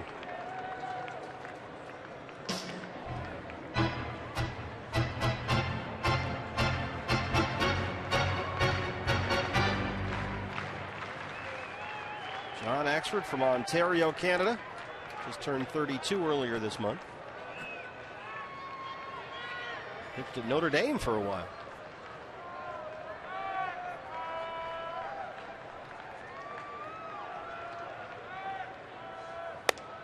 Strikes out Pennington, chases the high heat, 1 down. Elevated fastball always looks so tempting to a hitter. So tough to catch up with. That's why what Mark Trumbo has done this year has really been impressive. Closing that hole on the high fastball and starting to hit him hard. Ender Inciarte 0 for 4.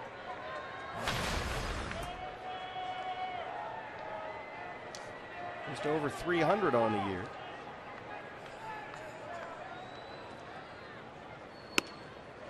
Arenado will sneak in a step or two on the grass at third.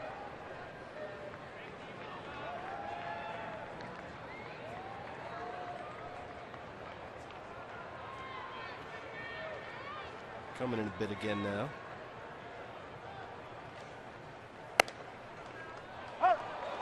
Stroke 1, says Mike Winters. That was up.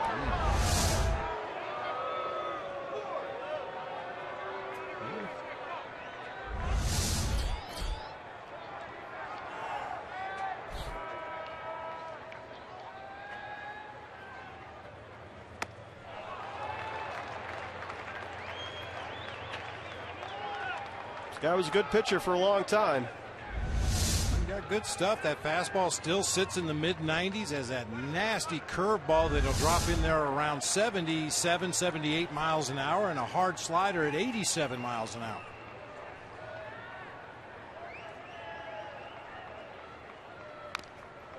Ender just does get a piece with the emergency hack.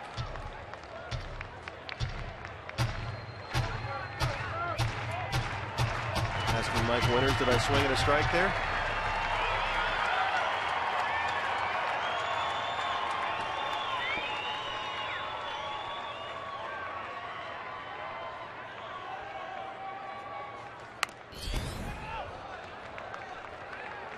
.95, 1-2. A pretty lethal combination, that kind of gas and that big loopy curveball at 77. And that curveball breaks straight down. That's one of those 12-6 curveballs we talk about. Get some pretty awkward swings and misses with that.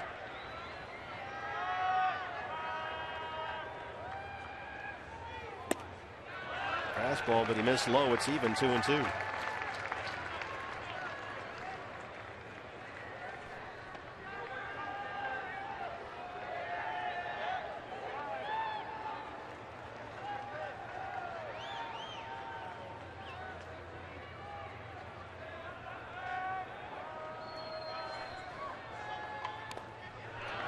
Off the breaking ball there. Good take by Ender, and it's full. 3 balls and 2 strikes. Pollock on deck.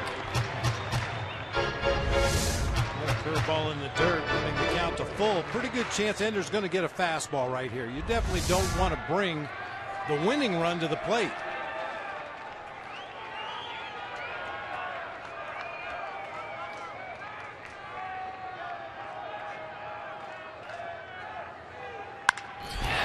In the hole and into right, a base hit. Tying runs aboard, winning run. Walking up in the person of A.J. Pollock. Chip away. Absolutely. He did get that 3-2 fastball he was looking for and grounds it hard through the right side of the infield. Right by the Gold Glover LeMahieu at second. And we've documented Michael McHenry's throwing issues all night long. Possibly a chance for Ender to steal, get himself into scoring position here. A.J. 1 for 4, an RBI single back in the 5th.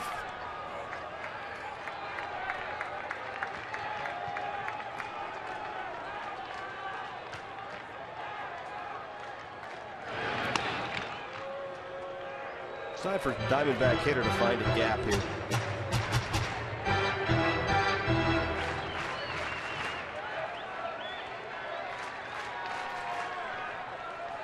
AJ's got a 7-game hitting streak. He's hit safely in 10 of his last 11.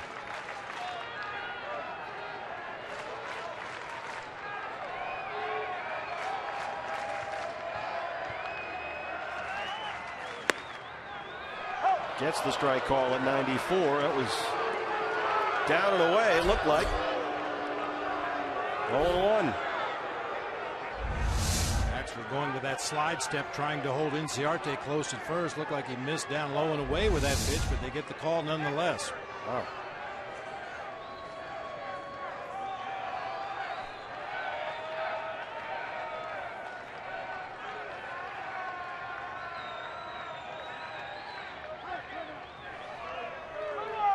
It's your responsibility as a hitter. If you have a potential base stealer on at first and you get the pitcher out there holding the ball like Axford was, you've got to protect your base runner. Call timeout.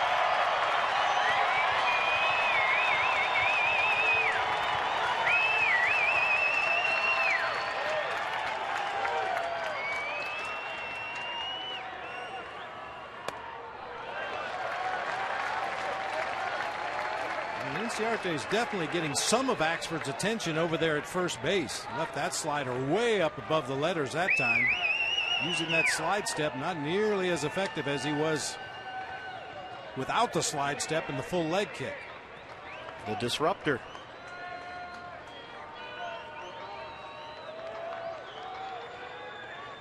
Ender holds. AJ fouls it off the mask of McHenry. It's 1-2.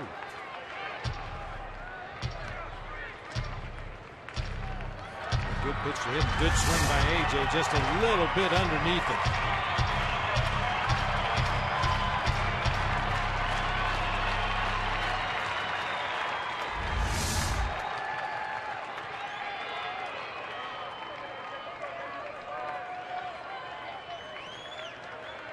Another curveball in the dirt all the way to the backstop.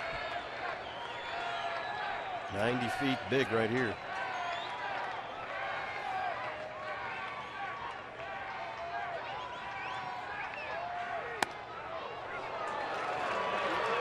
He's even 2-2.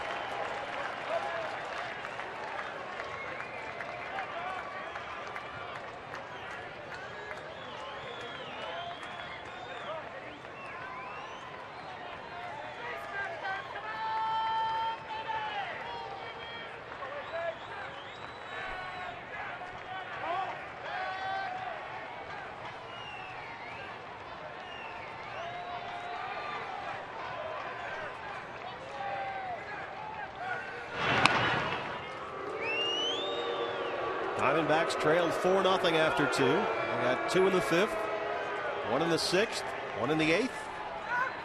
Looking for at least 1 more in the 9th.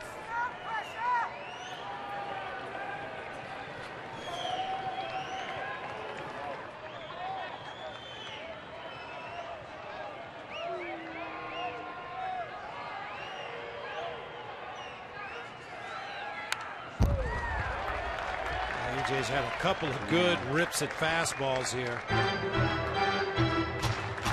This one was out a third of the plate. This one a little bit on the inside part. Right on. You see that foul ball go whistling right over the head of the home plate umpire. That tells you the hitter was right on the pitch. Leap back out over the plate for Pollock. He just missed it.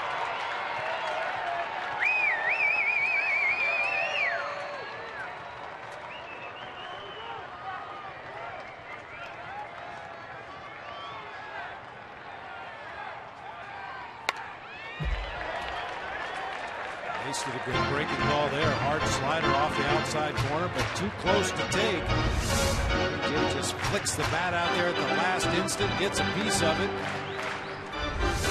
That's a real skill, isn't it? It really is. The best I ever saw was Bill Buckner. Bill Buckner was amazing at fouling off 2-strike pitches to stay alive and in a bat. Sometimes to the point of throwing his bat at pitches that were out, off the plate away.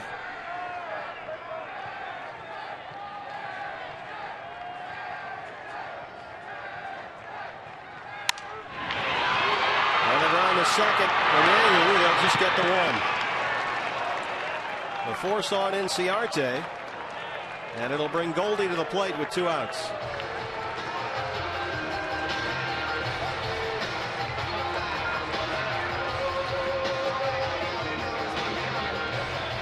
Well, here's your ball game, Walt Weiss.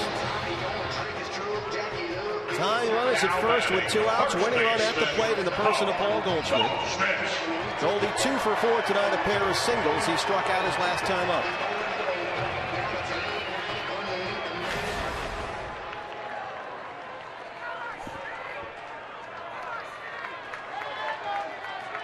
(5-4), bottom 9, 2 outs.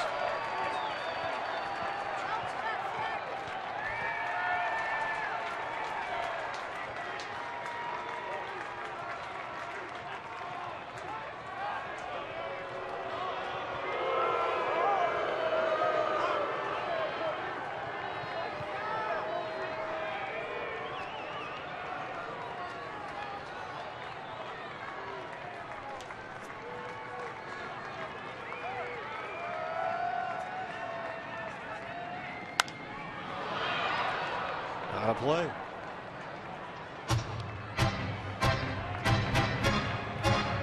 He's due against John Axford. 0 for 4 with 3 punch-outs. It's unusual for any pitcher to have that kind of dominance against Paul Goldschmidt.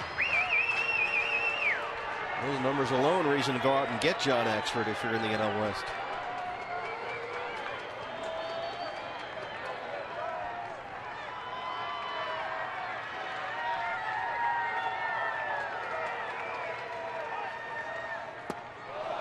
Way out in front. There's that lethal combination we were talking about earlier. Gotta respect that mid-90s fastball, and he drops that curveball in there at 77. Started about shoulder high, ended up down around the knees.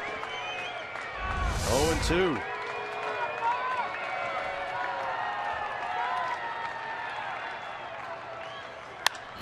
Base hit. A.J. Pollock will head for third. He'll get there. Tying run 90 feet away with 2 outs.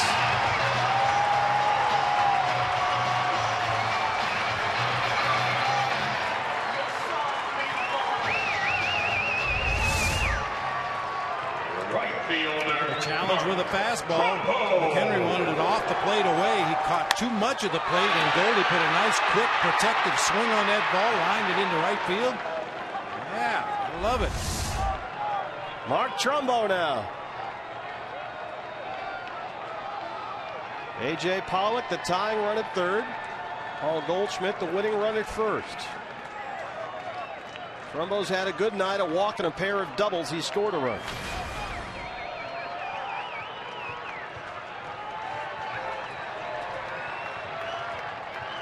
Two on, 2 out. Here it is. Arenado. And that's the ball game. Diamondbacks threaten, but they fall 90 feet shy, and they lose the opener in this 3-game series 5-4. They're down 4-0 quickly after 2 innings. Kept chipping away, as we said. And we're in position to win the ball game with their big bats up there, but they couldn't quite get the big hit, falling just shy. Yeah, you love the way they hung in on this one after trailing 4-0 early. And once again, a problem for the starting rotation. Getting those early outs in a ball game proved to be just too much tonight. So the Rockies, 5 runs, 11 hits, 1 error. The Diamondbacks, 4 runs, 9 hits, no errors. Archie Bradley and Kyle Kendrick tomorrow. We'll have that game for you on Fox Sports Arizona. First, though, a lot to talk about here as we start Diamondbacks Live, the post-game show. And Joe Borowski's with Todd Walsh. Todd. All right, thank you very much, Steve. Indeed, you are correct. Lots to talk about, Joe. No medals for trying. Certainly a far cry from yesterday and that 8-0 loss to the Pittsburgh Pirates to come down to the bottom of the ninth. But I guess we're going to have to backtrack how this game put itself together in a sense, aren't we? It was pretty much the first inning, and the first inning had a tall tale to tell. Okay, all right. So that's where we'll start as we break it down. The Diamondbacks get runs on the board, but they fall 5-4 here in Game 1 of the series with the Colorado